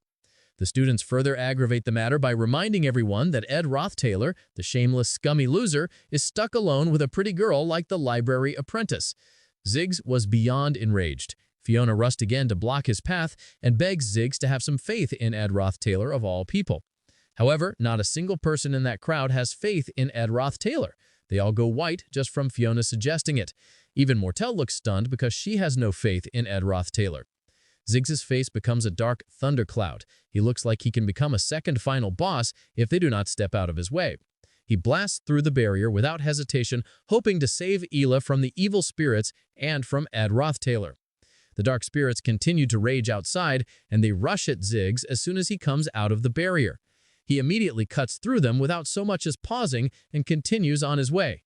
Ziggs is the living embodiment of rage from all the awful news he has just received. He swears that if Ed had so much as touches Alka, then he will beat him up to a pulp. The term rags to riches is not nearly enough to describe the existence of Ziggs, the Spear of Grasses. Ziggs was a descendant of the nomadic people who roamed around that land. By the time he came to age, he had already been separated from his family. Ziggs had no idea when he had been abandoned, nor why he had been abandoned. He did not even know if he would ever be able to return to his herd, his clan, his people. Ziggs learned to behead a deer before he had even learned how to read. Before learning how to buy goods, he first mastered the art of procuring supplies from corpses on the roadside. Needless to say, this boy lived the life of a beast. He would drag his kills into the town. The blood dripping from the animals would stain the streets of the market, while the people watched in both horror and awe. They would whisper about him as he walked by. They called him the guy from the northern grasslands, the descendant of barbarians. They even passed around rumors that he devours human flesh. Yet to his surprise, Ela asked for his name, treating him like he was human. He told him that his name was Ziggs. The girl smiled at him and said that he was like a wolf walking on two legs. Her smile was so bright that Ziggs realized that he had lived a life endlessly roaming the vast northern prairies. He had scavenged for carcasses on the side of the road. He had slept with the moon as a roof. He was a wolf pup abandoned by his pack. Ziggs realized with tears in his eyes that this whole time he had lived such a lonely life. The day he met Ela was the day that he met his first companion in life. To his shock, Ela and her father welcomed him into their family. Ziggs then spent his life chasing after the fast-paced life of civilization, learning magic with Ela and eating with them at a table. Soon his savage life became a distant memory, and Ela helped him give a new haircut. After many years spent in loneliness, the wolf pup finally became a man. However, all of it was for the sake of protecting her, the light that had shined on his world of loneliness and darkness. To protect Ela, the wolf man would cut down and behead anything that came into his path. For her, he would gladly become a beast once more. Ziggs had heard rumors about Ed Rothtailor, whom he refers to as that Rothtailor guy. He knows that Ed cheated on the test, insulted the princess, and harassed one of his juniors. To Ziggs, our guy is basically one of the worst guys around. He zooms straight for the library, not even stopping for breaks, as the thought of Ela being powerless and hurt by Ed drives him. It does not take long for the Wolfman to find Ed. Ed asks who he is, but Ziggs has no time for introductions. He grabs Ed by the collar and demands that Ed tell him where Ela is. Ed does not break his nonchalance expression when he informs Ziggs that Ela is in the reading room of floor 3. Ziggs tosses him away and zooms off without a moment's hesitation. Desperate to reunite with his beloved Ela, he throws open the door, asking loudly if she is okay, and he finds her sleeping with Ed's jacket on her body. She is sleeping so peacefully that he shakes with relief. He is grateful and rubs his head with his hand. Now that he thinks of it, he realizes that all the bookcases would be hard for a fully grown man to lift, yet they are placed around Elka like they are trying to protect her. There are even blackout curtains put up to block the berserk spirit's vision so they will not find her. He even sees a message scribbled on a blackboard for her. The message tells her not to panic when she awakens, and it tells her to remain in the safe space. Everything will be solved before dawn, so all she has to do is stay calm and block the entrance. The message also warns her to not provoke the spirits. It ends by telling her to think of her safety at all costs and to not act rashly. Ziggs takes it all in, the moved shelves, the curtain, and even the message. He realizes that someone protected Ela in his absence. He also sees blood on the jacket that is on her, and he recognizes that the blood does not belong to her, and neither does the jacket. All of this has been done by Ed. Despite being wounded, he did not care for his own body. Instead, like a saint who looks after others, Ed prioritized Ela, our guy who sits resting against the statue of a woman gently holding someone who needs care. The light further illuminating him like he is some kind of saint. Ed went so far just to protect Ela, the Ed Rothtailor that is supposed to be the scum that everyone hates. Just 3 hours ago, when the library began to shake, Ed managed to heave Ela over his shoulders and catch the shelf that would have crushed them. Thankfully, he does a bit of strength training on a regular basis, so he was able to prevent disaster from striking. Judging by the summoning rune, this is the start of the Glaskin showdown. He looked out the window at the laser from the sky and then just closed the curtains like the lazy jerk that he is because he is sure Taylor will take care of it. He shouldn't even look at that place because it is flooded with the storyline's key characters. In a little while, the berserk low-ranked spirits would surely come swarming into the library. He blocks the entrance so that the berserk spirits don't come in. He also uses the chance to create a perfect shelter and places Elka there. After his hard work is done, Ed plans on eating the beef jerky he brought and to do research all night long, especially since the library will now be open indefinitely until the Yannicka situation is handled. Suddenly, he recalls that Yannicka's strong command of spirit understanding and spirit connection are the reason she is so powerful. Those two stats grow the more she interacts with spirits, and Yannicka happily talks to any and every spirit. Since meeting spirits itself is a domain of her talent, for Ed, who can't even see spirits, raising his spirit stat is close to impossible. However, he is surprised that Yannicka is shooting materialized spirits, which means he is able to see them. This gives him the opportunity to grow his own combat abilities by fighting the spirits, an opportunity that Ed happily takes advantage of. He steps out of his perfect barrier and spends a good long time duking it out with the materialized spirits. He ends up boosting his ignition powers to level 12, his spirit connection to level 7, and his spirit understanding to level 7. If he had reached a sum of 15 levels for spirit connection and spirit understanding, then he might have been able to form a spirit contract. However, he pushed himself to the limit, so he will have to rest for now. As he rests, Ziggs asks what Ed was doing sitting in the hallway. Our guy figures that the Wolfman cannot turn a blind eye to him after seeing him resting there with all his bruises. He doesn't really need to lie for an answer, so Ed admits that he was training. However, Ziggs does not even slightly believe our dude. The Wolfman tells Ed that he finally understands the kind of person that Ed is. With the sincerest look on his face, he bows to Ed and says that he truly owes him a big favor and calls him Senior Ed. The Wolfman promises that when the time comes, he will repay this debt to Ed at any cost. Ed realizes that Ella was Ziggs's lover. She was barely important enough to make an appearance in the setting, so he completely forgot about her since he's such a dedicated Taylor fanboy. However, Ziggs is Taylor's friend who trusted Taylor from the beginning to the end of the storyline. The Wolfman is extremely important to the storyline. Looking at the situation, Ed confirms that Ziggs left the student center and came running to the library to save Ela. Since he has confirmed Elka's safety, he must hurry to go do what he's supposed to do and help the others to stop Yannicka. He tells him to return to the student center and help Taylor. He adds that as long as Ziggs does what Taylor says, then everything will work out.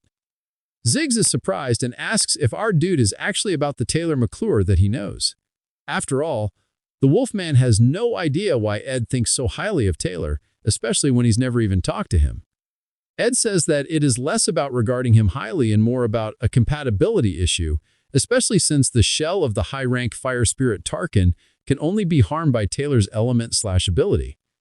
In Act 1, Scene 9, Taylor learns one of his key moves, element/, to win this scenario. It is a necessary skill. As long as the guy uses that skill, he can win.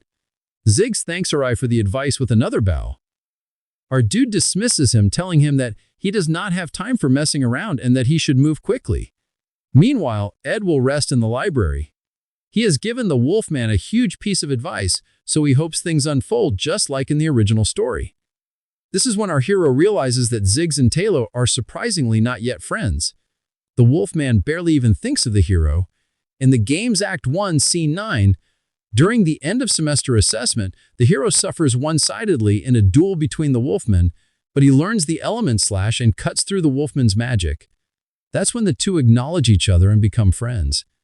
However, the final chapter of Act 1 is happening a month earlier than it did during the original story. This means that Act 1, Scene 9 did not even get a chance to happen. This is why the Wolfman is not yet close friends with the hero, and the hero has not learned the super important element/. This means that right now, not a single person in the raid team can deal any damage to Tarkin. Our hero is absolutely horrified to realize that the whole plot is already falling apart, and the strike team is sure to lose against Tarkin at this rate. Back at the student center and the raid team's base, the Wolfman apologizes for the delay.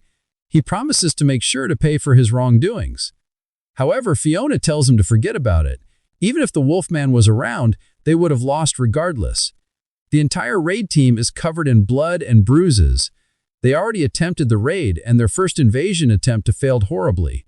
Player, the guard, remarks that if they want to re-invade, it would be better to get more reinforcements. Seriously, because the professors, who are adults, should be contributing heavily during this attack instead of leaving it to a gathering of students. Claire says he will join the next raid as soon as the pain in his legs subsides. Fiona tells her guard that it is all right and that he should rest at the base, especially since he can't even walk properly. He tells her that if she really cares, she should rescind her order. However, she refuses to, saying that she also has a heart. Fortunately, their retreat was successful, but her guard is now out of the squad. Clebius, the top student of the first-year combat faculty, also got injured. Fiona cannot see a way out of this difficult predicament.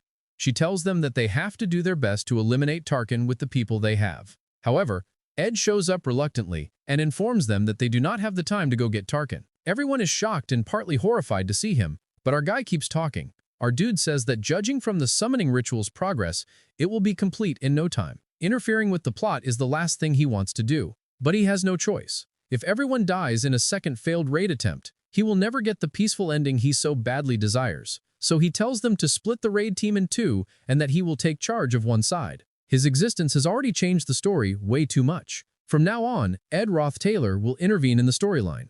Everyone is shocked to see Ed Roth Taylor not only show up, but also take charge of the situation. Clevius yells at him and yells that our guy is treating this as a joke, but right away the Wolfman halts Clevius's outburst, saying that they should at least hear him out first. Ed explains that they must get through the fire spirit Tarkin that Yannicka summoned. They also need to deal with the spirit of darkness, Velosphere, who has overpowered the spirit sorcerer. However, as everyone already learned during the fight against the beast, it is hard to deal damage to him because of his shell. This is why it is no longer necessary for them to go against the beast. Once one team gets Tarkin's attention, the other can enter the combat training grounds and subdue the suppressed Yannicka. Ed figures they switch their plan from a head-on attack to a classic bait and switch using two groups. One will serve as the luring group that distracts the beast, and the other will serve as the subduing group. Once they've gotten past the beast, they can directly confront Yannicka. However, Lortel is against this awful idea. They have never faced anything the beast before in combat practice, and they only manage to retreat out of pure luck. If the luring group fails to capture Tarkin's attention, then the subduing group will end up chased by the beast. If anything goes wrong, the luring group could get completely wiped out, or worse, the subduing group finds themselves facing the two high-rank spirits at once. The plan is too risky.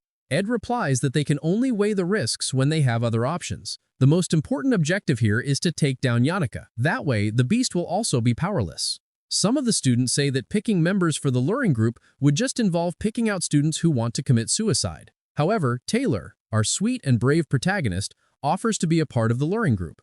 Our guy, of course, immediately shoots down that offer. The hero does not have time to play hide-and-seek with the beast when they need him facing down the big boy villains with his mighty sword powers. The hero insists that he is quick and that he will gladly sacrifice himself. Of course, Ed is not having it. He shoves Taylor to the side, telling him that he is mistaken. They are not picking sacrificial lambs, and they will not split exactly in half either. Ed says that Clevius and Lortel are enough to make up the luring group, with him included. The three of them will distract Tarkin. Of course, Clevius and Foxy are horrified to hear this news, and Clevius protests loudly, saying that he does not want to die. Foxgirl also respectfully declines. However, Ed insists that this is the only way for them to defeat Tarkin. Clevius and Lortel loudly protest, and our guy is visibly annoyed since they do not have much time before Yannicka completes the ritual. Fiona finally speaks up. Her command is that they will go with Ed's idea and divide the raid into two groups. Taylor, Fiona, Alvavera, Ayla, and Ziggs shall form the group that subdues Yannicka. Meanwhile, Clevius, Foxy, and Argia Ray shall be the group that lures Yannicka's high-rank spirit, Tarkin. Lastly, her final command will be short because they are running out of time. She tells the members of the raid teams not to die at any cost. Inside the Nail Hall corridor, Tarkin stalks. Wartel asks Ed how he is going to stall for time when his opponent is a fire lizard. Ed replies that she should just do as he tells her. If things go according to plan, then they will definitely win. With those words, he, Lortel, and Clevius charge. Ed is familiar with Clevius, the gloomy from the game. Clevius is a gloomy person who is very fearful and lacks confidence, which contrasts with his actual powerful skills. Despite his negative attitude, Clevius is the top student among the freshmen of the combat faculty. So, Ed reassures Mr. Gloom that he will be able to do it. Clevius is surprised that Ed is full of confidence, though he thinks Ed is a brat. He came all the way with Ed because he was convinced by the princess's firm attitude. He is worried, but since he is not alone, he feels that he might be able to muster up some courage. With a little hope in his heart, Clevius smiles. Tarkin has finally noticed them, and he is not pleased. The fire spirit roars out his displeasure, and Mr. Gloom shakes in fear at the might of the high-rank spirit. Clevius asks how he's supposed to lure Tarkin. However, when he looks behind him, he sees that Ed and Lortel are missing, and he has been left alone. Both Tarkin and Clevius are shocked at the empty space behind them. They are frozen in dumbstruck silence. Mr. Gloom feels the oppressive force of the fire spirit looming behind him, and he starts sweating buckets. He breaks out into a terrified run, screaming in despair about Ed tricking him. He curses and screams his hate as he runs around, avoiding getting hurt by Tarkin. Meanwhile, Wartel stands outside and takes a deep breath. She recalls that back in the hall, as soon as Clevius started running towards Tarkin, our guy told her to leave. He said that now that they had driven Clevius to Nail Hall's corridor, their part of the plan was done. He even believes that Clevius might be able to defeat Tarkin. Wartel smiled foxily and asked Durai if he was going to sacrifice Clevius in the end. She tells him it's not a bad idea, but he won't be able to evade the moral criticism that comes with that action. However, Ed responds that it is not a sacrifice. Mr. Gloom, despite how he looks, is a top student and he is very resilient. He will not lose to Tarkin that easily. Also, Ed tells Foxgirl that the most important role will be hers. That is why she now stands outside the nail hall, outside the combat training grounds. He puts her in charge of securing the entry path for the subduing group and landing a critical hit on Tarkin. She is amused as she channels her energy outside the hall. She decides that she should not jump to conclusions about Ed just after listening to rumors. Our guy told her that he is sure everyone will hesitate and doubt themselves, but he knows they are good at this stuff. Just as Ed said, the Fox Girl's magic activates and she successfully blows open a giant-sized hole in the wall of the nail hall. Her power blasts through the wall and brings it crumbling down in rubble by her feet. The members of the subduing team are shocked and ask what she is doing. Lortel smirks and just replies that they gotta go in. The girl recalls that during the joint combat training exercise, she blew up Nail Hall's ceiling using forbidden intermediate-level magic.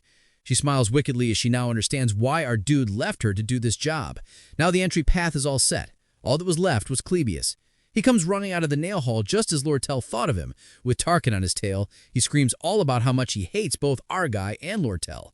Even if the plan is successful and the raid party makes it inside without encountering Tarkin, she and Cleus will still have to deal with Tarkin since it will run around. Going against Tarkin in the student plaza means there will be no escape. Mr. Gloom is also getting anxious and pleads for Lortel to save him as he runs towards her. She recalls another conversation with Ed when she had questioned his plan to kill Tarkin. Our guy explained that the high-ranked Tarkin could not run away. The only way to defeat him is to apprehend him. Thanks to Tarkin's shell, no attacks will work on him anyway. They already saw this during the practice match between Janica and Lortel, and Ed graciously reminds the Fox Girl that she lost that fight. Not a single raid member could even lay a scratch on Tarkin. Ed holds up a small pouch and tells Lortel that they can use what is inside to deal with Tarkin's shell. All she has to do is get ready by gathering mana. While Lortel and Cleus are handling the beast, Ed does some running on his own. The girl completely freezes Tarkin from top to bottom. It is true that without Elemental Slash, there is no one in the raid party that can break through Tarkin's shell. The beast quickly breaks out of his ice prison, roaring in rage. At the same time, our guy kicks open a door because what they need is overwhelming firepower. Behind the door, he finds Lazy Lucy, who had been sleeping for God knows how long. There are very few people who attempt to clear all of the additional achievement conditions that are necessary to beat this part of the game, which is likely because there are a lot of conditions to meet. However, Ed has done it countless times, and he knows exactly where to find the right kind of weapon for each scenario. In this case, that weapon is Lucy. He hauls the sleeping and lazy bum onto his shoulder. Lucy mumbles about just wanting to take a nap while Ed barely holds back his fury. He does not even understand how she is napping in the middle of all this disaster. Also, she's been sleeping for such a long time that it hardly counts as a nap anymore. Miss Lazy had nowhere to sleep because the shelter had been destroyed thanks to her asteroid panic. So Lucy went to the rooftop where she usually naps. She had been sleeping that entire time because she had to be excluded from the storyline. Belia was irritated because Janica wasn't in good shape. So Lucy ran away, used up all of her magic, and fell asleep. It was likely a tool in the game to exclude the most overpowered person from the Janica scenario. But Ed is rushed all the way to Opal Hall and he's fetched her. Lucy suddenly pops awake because she smells beef jerky. She does not have a lot of power right now, so our guy stuffs her full of plenty of beef jerky so that she can regain her strength. The secret pouch he had shown Martel was full of beef jerky, after all. She does not have the privilege of being a picky eater because her target is the flaming lizard. Our dude is not sure if he will get the distance right, but there's no need to worry about that. He did a lot of throwing in the military. That's right, he does not have time to run all the way back to Nail Hall because he is not going to make it in time to help Cleus and Lortel, so he is just going to fling Lucy from the roof of Opal Hall. Now that Tarkin has been lured out into the grounds, it is the perfect strategy to defeat him. Our hero screams for everyone to get down as he flings Lucy and she flies through the air like a homing missile. It is just in time too, because the beast is broken out of his ice prison and he is preparing to charge Clebius and Lortel. Lucy flies between Tarkin cutting off his path to the other two present. Then she explodes like a firecracker. She activates high-rank electrokinesis, divine punishment. The light she emits is so bright that she might as well have transformed into a nuclear weapon. Her explosion is so powerful that she nearly wiped out Cleus and Lortel, along with Tarkin. She just manages to throw up a shield over herself and Clebius. Even our guy has to hold on to the railings for dear life because the force of Lucy's explosion nearly blew him away. In some ways, this is the most important moment of all. Tarkin is a high-rank fire spirit with a tough shell, this allowing them to apprehend him even if they were all to rush towards him together. However, after getting hit by Lucy's high-rank magic, even that tough shell shattered. Their attacks can finally do damage to him, and Ed races down the stairs. He knows that there will be a lot of X left behind once Tarkin is eliminated. Now that he has come all the way here, he shall also partake in the spoils of battle. His eyes gleam at the anticipation of all the riches he can claim, so he sets his sights on securing the last hit. Yannicka recalls her mother telling her how she is so proud of her. She also recalls memories of friends. Her friends always tell her about how much they are proud to be her friend. Teachers have told her that she is the hope of the sophomores and that she was the only one who showcased proper skills during the joint combat training exercise. Another teacher smiles and says that she can always trust Yannicka to take care of things. Without her, the second-year class would have truly been the worst. Ever since she was a little girl, Yannicka always felt the weight of everyone's expectations on her. They expect her to always do the right thing.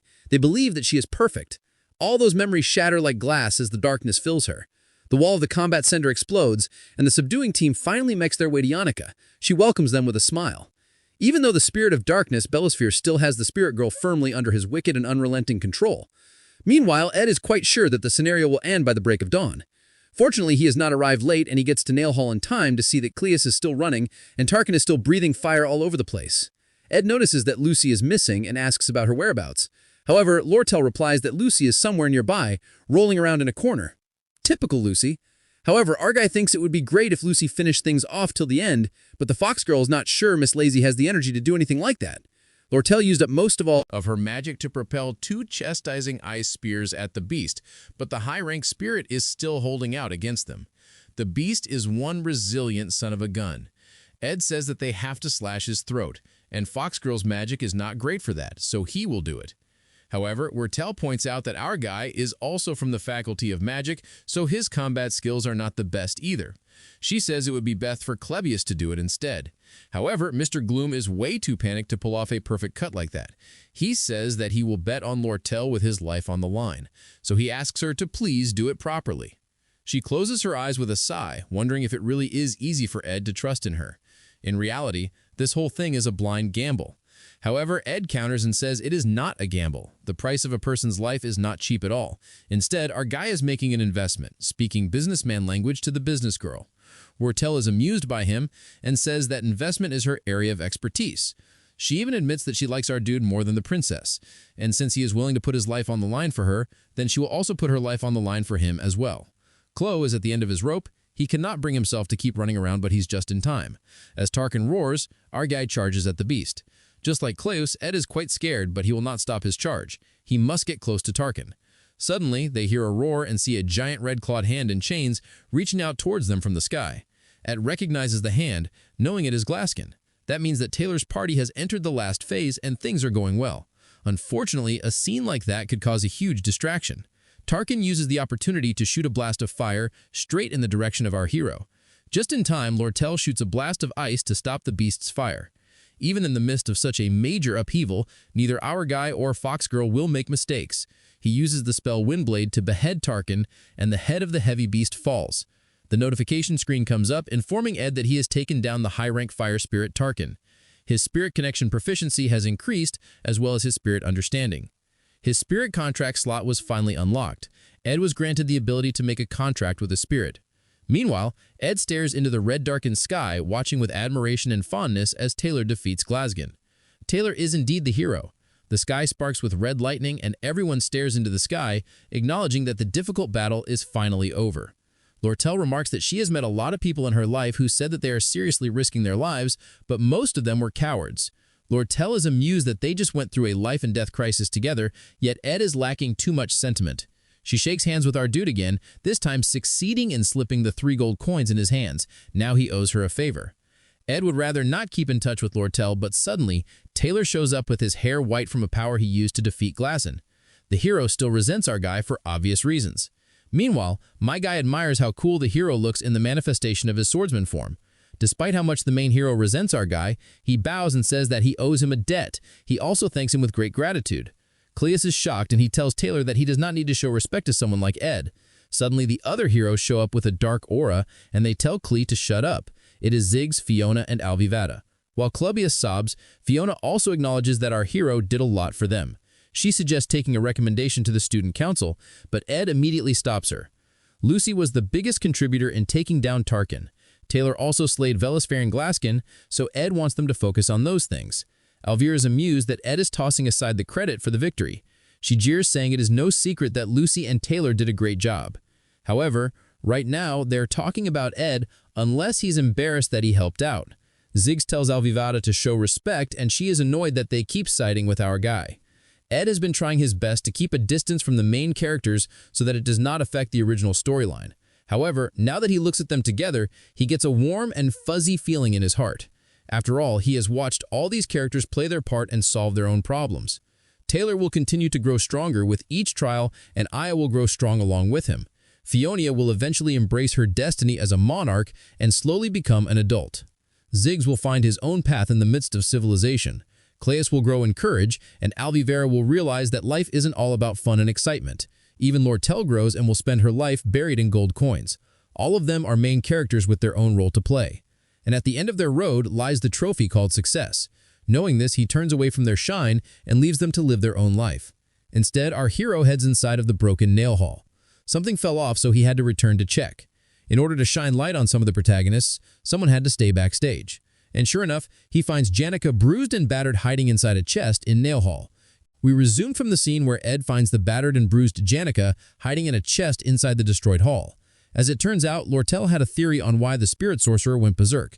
You see, she once happened to see her room on the night they had the conversation in the hall and everything, and there was a beautiful symbol of sincerity and gratitude. There was a board hung with so many posts of gratitude and gifts spread over her reading table that weighed down on her shoulders like rocks.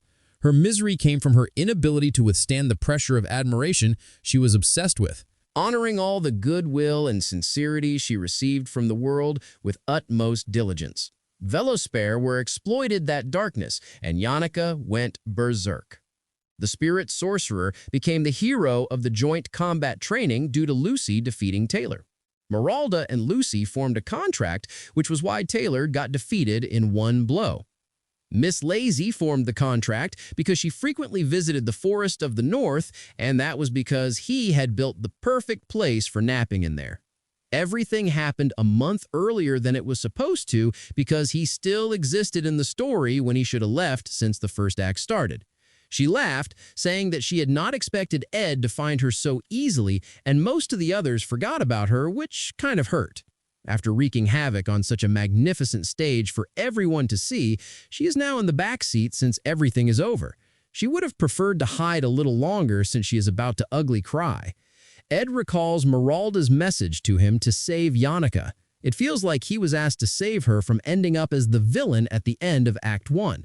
However, he can't believe that, since he's the only one who knows the future. He believes that Meralda was just worried about all the pressure that she was under. He was the person trying to keep his distance from her, so he would have made the perfect person for her to rely on. Unfortunately, everything failed. Janica tried to form a contract with a high spirit, but her haste during the summoning ritual made her fall prey to the spirit of darkness. This destroyed the faculty building in the process. She studied magic till late in the night.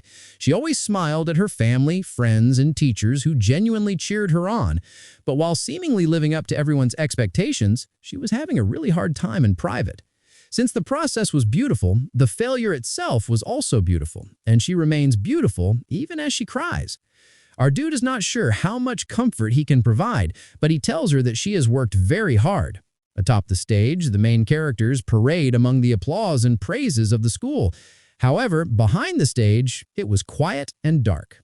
Ed and Janica are alone. Janica, the Act 1 villain, exits the stage as the main characters move forward, and she cries.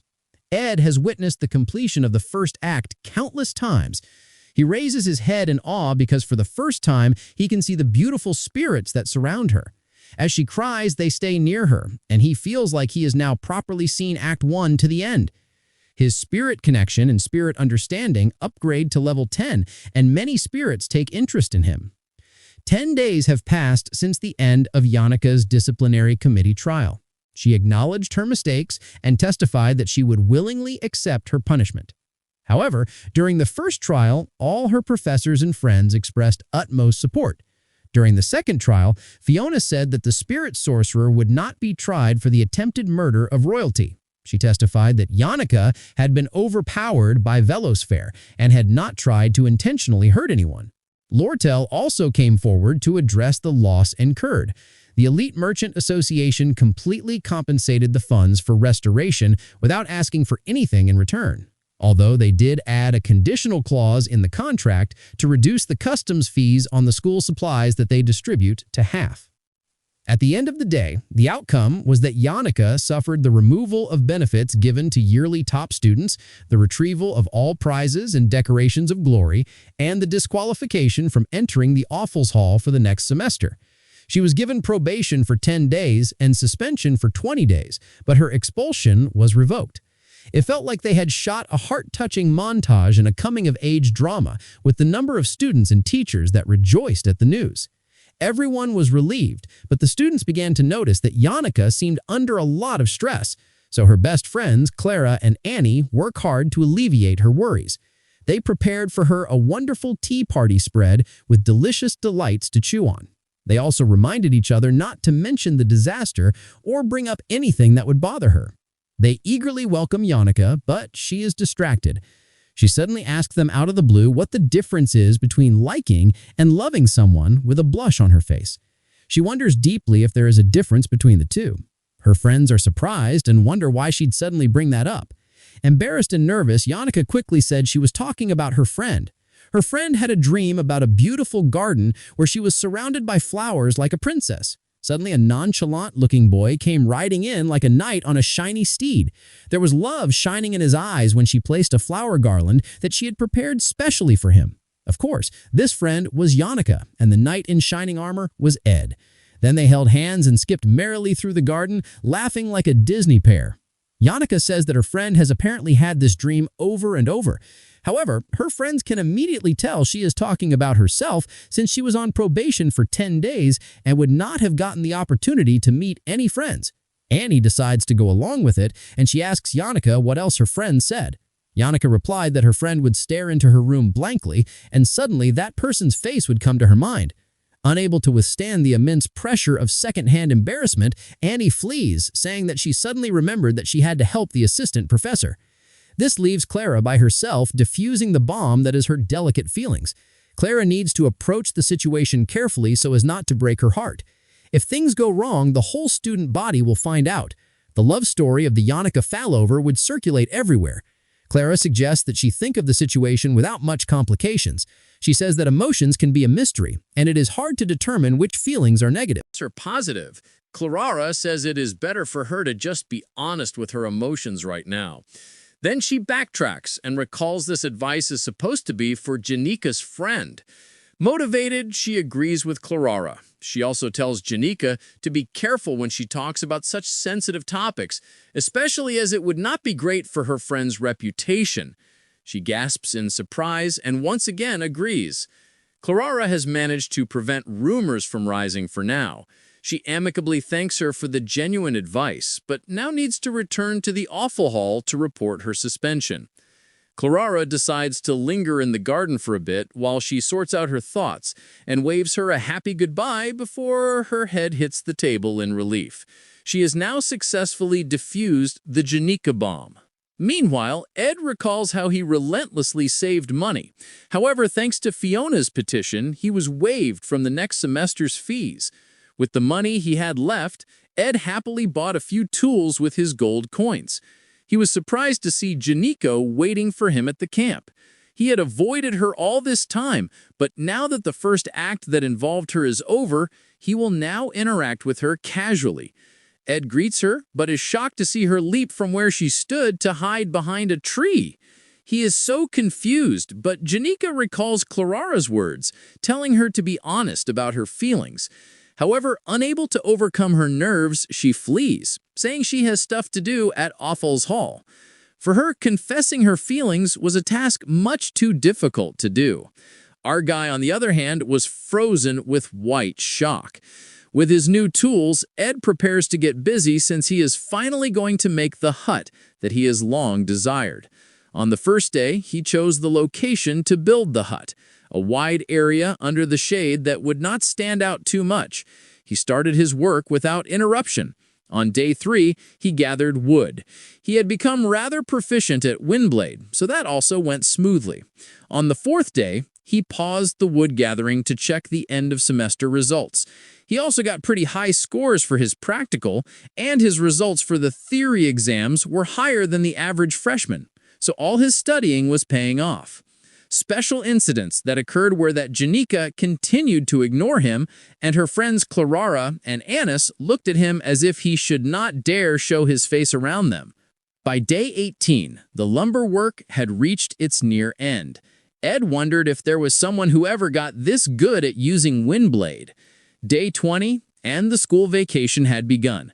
Now Ed could put all of his time into building the hut. A special incident occurred when he went to check the trap he'd set for the game just to find Lucy caught in the trap and sleeping peacefully. He makes the mental note to stop using beef jerky as bait. On day 27, the senior maid, Bella Maya, came to give Ed some herbs and mushrooms. She asked how things were going with Janika, and when Ed said the spirit sorcerer might hate him, Belle tilted her head in confusion. On day 30, with one pillar as the center, the outer lumber walls collapsed. He realized that simply making and fitting joints properly was not enough to make it stable. Later that day, he once again ran into Janika's group at the bakery, and she flat out ran away the moment their eyes met. Once again, her friends glared at him like he was the problem. On day 37, Ziggs came to Ed to offer him some assistance. He also came with updates that Ed's recommendation was correct and that Taylor was a good guy. He is satisfied that everything is once more moving as per the original storyline. Then, our guy tells Ziggs which side of the house is set aside for the chimney. Ed marks the wood as the days pass. On day 45, he can set in the house. Neither the flooring nor the walls are tacked. There's not a single piece of furniture either. It is just a hut made of crude logs of wood. However, there are outer walls and a ceiling too. If he shuts the door completely, insects can't get in. He smiles in satisfaction as his log hut is completed and his proficiency in creation once more increases. Finally, after many days of hard work, he has a home. As he rests in his log house, Janika watches, her hands curled and her cheeks flushed. Now that our guy is finally done with the walls, flooring, and fireplace, all that's left is for him to put up a good fence, then create a storage for the firewood and any extra additions. To his annoyance, he finds Lucy napping on the roof of his house. Suddenly, Janika musters the courage to say hi. Belle had earlier informed her that she'd seen Ed building a remarkable house in the woods. The talented maid compliments his craftsmanship and further adds that it would be a great idea to look inside, pushing the shy spirit sorcerer to go check it out. So, Janika shows up and loudly voices her curiosity about the house and how natural her curiosity is. It's only a recent build, but she loudly compliments it. When Ed asks if the spirits told her about it, she blushes. Since the spirits were only interested in filling her in on how hot and steamy he looked while he put that house together, so she lies that she hasn't been talking to them much. Ed invites her inside. As Miss Lazy sleeps deeply on the roof, the spirit sorcerer gasps in amazement at all that our guy built by himself.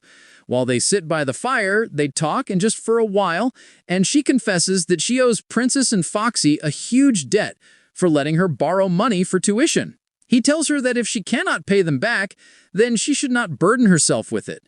The incident happened because she let herself be burdened with unnecessary responsibility. Everyone invested in her, but she still moved to the outdated Dex Hall because she wanted to owe them less. She now shares a room with 8 or more students who would probably envy her. In the end, the vicious cycle has not ended, so he tells her that she can drop by and visit him at any time. She is overjoyed at his offer and also says he can share any of his burdens with her. She promises to help at all costs. The second semester was approaching soon, which would mean the start of Act 2. The Sage-Sealed Grimoire. A little worn-out book would end up causing a huge storm that would devour the entire academy. Aurel is at the center of it, noting that the book smells of money. Regardless, Ed thanks Janika for her offer, but he knows he won't be sharing his problems with her, mostly because the problems that affect the school will be joyfully handled by the hero and the other main characters. Our guy will happily cheer for them from the sidelines. On a dark and stormy night, Act 2, Offals Hall's occupation begins. The honor students at Offals Hall are almost guaranteed a life like nobles. They get the first choice of class seats, freedom during meals, special maids, and many other sweet perks. One day, a heavy rain fell around the time of returning to school after vacation, and carriages and boats were provided only to the students returning to Offals Hall. Students who could not make it were given the option of relaxing for a few days. However, the inferior students from Dex Hall had to trudge through the downpour, as failure to get there on time would be met with a deduction of points. This, of course, made them frustrated and angry enough to explode into a riot in front of a hall. All of this played out due to the hands of a familiar foxy merchant. Wartell had gotten in touch with the representative for the inferior students in advance. Discontent was already through the roof. All they needed was a justification. Willen, who was adept at provoking and manipulating people with his words, would serve as a trigger for the rest. The justification became the clear discriminatory treatment of regular students who had to return to school on time despite the downpour. A proposal was drawn suggesting a proactive change in the deadline for return, supported by acknowledging the unfair favoritism for Offals Hall students. Offals Hall's headmaid and a part of the Academy's administration review division were already on Wartell's side. They fervently supported Lortell's proposal. It got to the point that it did not matter whether the Academy accepted the proposal or not. Just the thought of needing to discuss the matter was enough to infuriate the inferior students. They amplified the entire controversy into a large vocal issue. Offals Hall is adorned with art pieces donated by noble and affluent families. Even the walls, carpets, and hardwood furniture were crafted by artisans. The more damage to assets, the better. While the rioting students were at it, it would be best if they completely destroyed part of the office. The more they run amok, the more of a critical hit it will be to the finances of the Academy, which is already in a predicament due to the Glasson incident. As the negotiations for the Sage-sealed grimoire were currently underway, it granted the Elite Merchant Association a distinct advantage. The Sage-sealed grimoire is like the heart of Sylvania, yet people are willing to offer even their own hearts in times of desperation, which is exactly what Lortell is hoping for as she watches the rain come down. There is not a single ray of light in the gloomy sky, and it reminds her of the time she spent in the slums while wearing shabby rags. She can't help but mock herself for feeling relieved at the darkness the rains bring. Because Sylvania Academy was too bright for her liking, the image of herself lying in utter darkness covered in dirt is more vivid to her. The traces of conspiracy on top of her desk are proof that she has lived a life of never showing the slightest sincerity and always betraying and suspecting others while desperately struggling to survive. While doing all that, she still frantically searches for her own kind, even in Sylvania, which is full of bright and radiating people. There must be someone among them who would acknowledge the disgusting life of a gutter rat covered in filth. She was lonely. However, her true self would never change. She makes it through the miserable reality, always taking the same stance. She was the dark curtain that covered the gloomy reality behind the stage at all times, which is why gamers call her the hidden villain. The raging students protested loudly and angrily. In the original storyline, the off-occupation incident is a story of how the main character stops the inferior students who were provoked by Lortell. There are middle bosses from the 1st to the 5th floor of Offals Hall who interrupt the main character and help the inferior students. The middle boss of the 1st floor was Tote, the decoy. He mocked Taylor by calling him a loser and got beat up by Taylor's friends, so he held a grudge against them and was bought off by Lortell. His role was to overpower the rookie maid protecting the 1st floor. Then Tote would open Offals Hall's door and let the rampaging students in. They rushed in, shouting that they would make their voices heard. Once the students got through the 1st floor, the Act 2 Phase 1 middle boss, Tote, played a certain role. The role of stopping the main character and his friends who would come after them. Originally, this role was supposed to be Tote's, but to Ed's great disappointment, he wonders how he ended up as the middle boss, the one that Lortell bought off. Much to his annoyance, Ed became the middle boss of Act 2. To explain why this happened, let's rewind to 2 days ago. Ed was back to hunting. With no talent for combat skills, he forced himself to use a bow while hunting. Even after a semester and a half of the vacation, he is still pathetic with the bow. Also, he keeps getting frequent visitors to the camp since so many people now know that he is living in the woods. The extremely powerful Miss Lazy visits at random times. She pops through the window and asks Ed dozens of troublesome questions that he does not have time to answer. His other popular visitor is Janica, but he's happy to have her, since she often comes with gifts like food and laundry techniques, and helps with trivial tasks, Janica's gratitude knowing end. When he tries to compliment her, though, she blushes and acts weird, which confuses him because she used to be so easy to read. Sometimes she acts off because she's jealous of how often Lucy comes around. The last visitor is Lortel, the golden daughter, flouncing him like she owns the place. He figures she's trying to gather pawns to use for occupying Off's hall, but he does not want to get involved. However, Lortel explains that Toad has passed out. Ed immediately asks for an explanation because this will mess with the scenario. Toad picked a fight with Taylor like in the original and mocked him. However, Ziggs took Toad down with one punch because he dared to mock Taylor. Alvy had never seen the Wolfman that furious before. So Lortel gives Ed Toad's job. She needs someone who won't rat her out to the investigators, so she came to him thanks to his shitty reputation. She figures he must want revenge since he did get kicked out of Awful's Hall. He doesn't want to do it, but he has a few conditions for taking the job. He bargains 20 gold coins to carry out a moderate role. He will just set everything back where it belongs.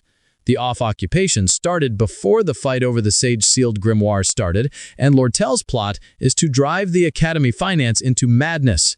In the storyline, she succeeds with her conspiracy and forms Merchantry, a profitable group in the Academy which creates a structure that rivals the Princesses Student Association. Idealist saw and the realistic merchantry. What matters is who Taylor chooses, because that side becomes the winner. Ed just needs to remain a spectator and join the group that seems like they'll win, since he needs to survive too. Janica comes to visit, happy that she can come and go like she's on a camping trip. But Ed has to stay alone even during rainy days. Janica is about to move from Awfuls to Dex now that the semester is over. She reminds Ed to come to her if he ever needs anything. He agrees, and she has extra pillows, cushions, clocks, and lanterns, many necessities and supplies. Dex is smaller, and it feels a waste to throw those things away. Ed agrees to accept anything she does not want, and Janica is overjoyed. Then they note that Lucy often stands on the roof in the rain. Her extraordinary powers don't come for free, and she has lived a life of laziness as an excuse, turning her eyes away from her promised fate for many years. She only reflected on her life during rainy days. Ed says he doesn't really pay attention to her, and Janica is thrilled to hear this. When Awfuls is occupied, protection runes will activate on a large scale and lock all students inside their rooms. Janica can get out on her own, but Ed asks for a favor. He tells her to come to the Rose Garden in front of Awful's Hall at 9 in the evening and says that he'll tell her the reason on the next day. She starts blushing like crazy with joy. Ed doesn't want Janica in the building in case something happens. The Rose Garden is far enough away, and she can avoid the rain. She runs off blushing hard like a beacon, and it sits and watches the rain. Around the start of the semester, the rain will stop. Then he can enjoy the bright sunny sky. The long vacation is ending soon. Finally, 9 p.m. arrives. Ziggs is doing his exercises in his room, pondering emotional control when he spots it outside the window, racing to the dorm. Most of the maids have gathered in the meeting room to discuss an important agenda.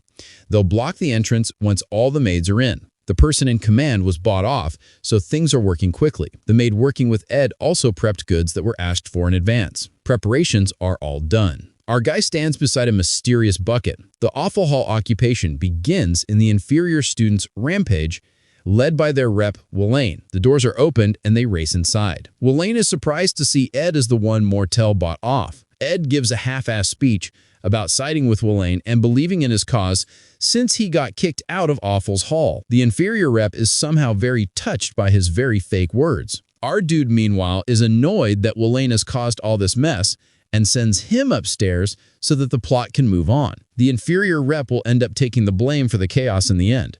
Our guy does not stop the fleeing maid either, as her superiors are all locked up, so she has no one to report to. The chief maid, Alice, who controls the protection runes, is in Lortel's hands. So all the students are detained in their rooms by the protection runes. Everything is going as planned, and the hidden villain Lortel finally comes to the stage. Moving on, we know that the Academy employees will repress the rampaging students in no time, so our party needs to finish things quickly. This is when Lortel suddenly asks Ed if he's ever killed someone. He of course replies that he hasn't, and she admits that she has not either. However, she's done things similar to killing people in a need to survive. She's crushed lives and stabbed others in the back. She lived her life forgiving her own sins and making excuses for herself as she built up her wealth, which is precisely how she got the name of the Golden Daughter. She knows she deserves no sympathy, so she searches for it from others. Like a possessed person, she asks if he can sympathize with her, Good or evil, all people feel lonely, and some search for people who roll in the dirt like them. They only find redemption in people who are as bad as they are. However, Ed does not sympathize with her, and he tells her that she needs to take responsibility for her own decisions.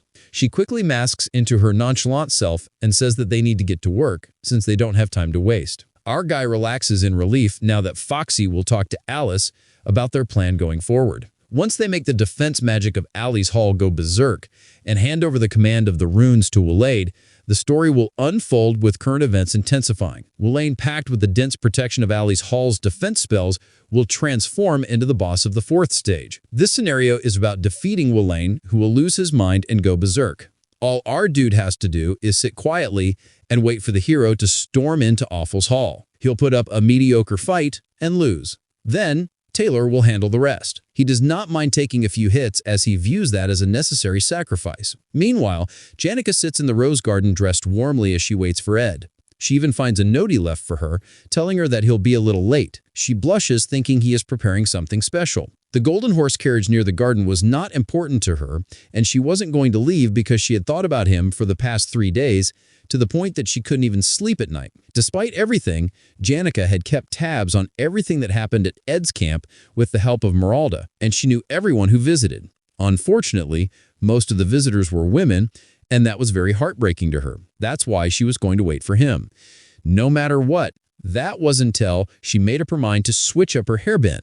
So guess who will be showing up unexpectedly at Awful's Hall? Alvavera, meanwhile, is freaking out about needing to enter Awful's to preserve herbs with magic. She drags Taylor and Aya with her to help her. Redhead is so upset that Isla fears she will go on a rampage. The angry Redhead rushes in with the other two close behind her. And who do they find waiting but our main dude? The hero is surprised to see him and asks why he's here. Alvavera can see the traces of the students that stormed through, and the entire place is a mess. Ed sits silently with his back to the stairs. She did not expect that he, of all people, would try to stop them. He confirms her guess and says that he cannot let them pass like he's Gandalf. Alva laughs, knowing he can't beat them alone since the people on her side are very skilled. Taylor, on the other hand, cannot understand why our dude would stand against them and demands to know what is happening. As he gives no response, the hero charges at Ed. Ed, of course, blocks him with magic, and Alvavera identifies it as the basic spell Windblade. However, the spell has now become so advanced thanks to his continuous use of it that it does a lot of damage. The students at Awful's panic. Well, Clebius panic, wondering what is going on. Alvavera, Taylor, and Aya fell from surprise at the attack, and Alvavera realized with horror that he cut her hair. She realizes he's going to be serious about this fight and reaches for her potions, but Ed sets the place on fire with ignition. The battlefield was set, so his judgment was quick and precise. Meanwhile, Alvavera thinks to herself that Ed is showing talent far beyond just high mage proficiency as the alchemy faculty's top student. Alvivera represents their main forces. However, the biggest flaw of alchemy is that without relying on magic tools or elixirs, their raw combat power is close to zero. Most alchemy students carry a magic ring or necklace with them, but Alvivera had never thought a genius like her would need that kind of thing. Rookie mistake. Because it seems Ed knew that as well. He dropped the chandelier and used the opening to cast Firewall just to separate Alvivera from her bag. However, she wonders why he went for the strap instead of destroying her bag and its precious contents.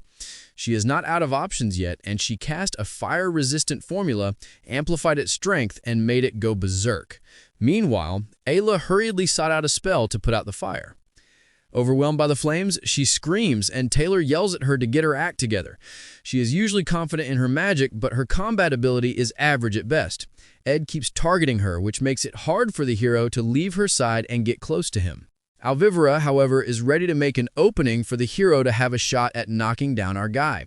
Her berserk fire-resistant bunny launches at our dude, and the hero follows behind, determined to put a stop to Ed. The alchemist Redhead loves Taylor's energy and wraps herself in a cloth, launching into the fire to a shock.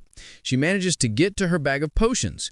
It's game on now. Ed throws Windblade at her, but she flings at him a chemical reagent prepared by dicing up unique flowers and mushrooms. This chemical works by controlling the release of magic and temporarily subduing the products that result from magic formulas. Our dude successfully takes down the Berserker Bunny, but the hero uses the chance to race it at. However, our dude suddenly turns tail and runs. He brings down a huge table between them and sets it on fire. Alvivera is horrified, screaming that a fire would surely kill all the students trapped in there. However, the hero is sure he can slash through any fire created by magic with his elemental slash. They need to make haste while Alvivera's chemical reagent is in action. Taylor rushes at Ed even as Alvivera shouts for him to wait. The windows are open wide enough for all the smoke to escape, and even the carpet that could catch fire is not there. There are no flammable objects in sight, which means it is a trap. Ed notches a bow and prepares to fire. The hero did not expect our guy to have a weapon, but he could easily deflect the shot anyway. However, to the hero's horror, Ed fires at Ayla.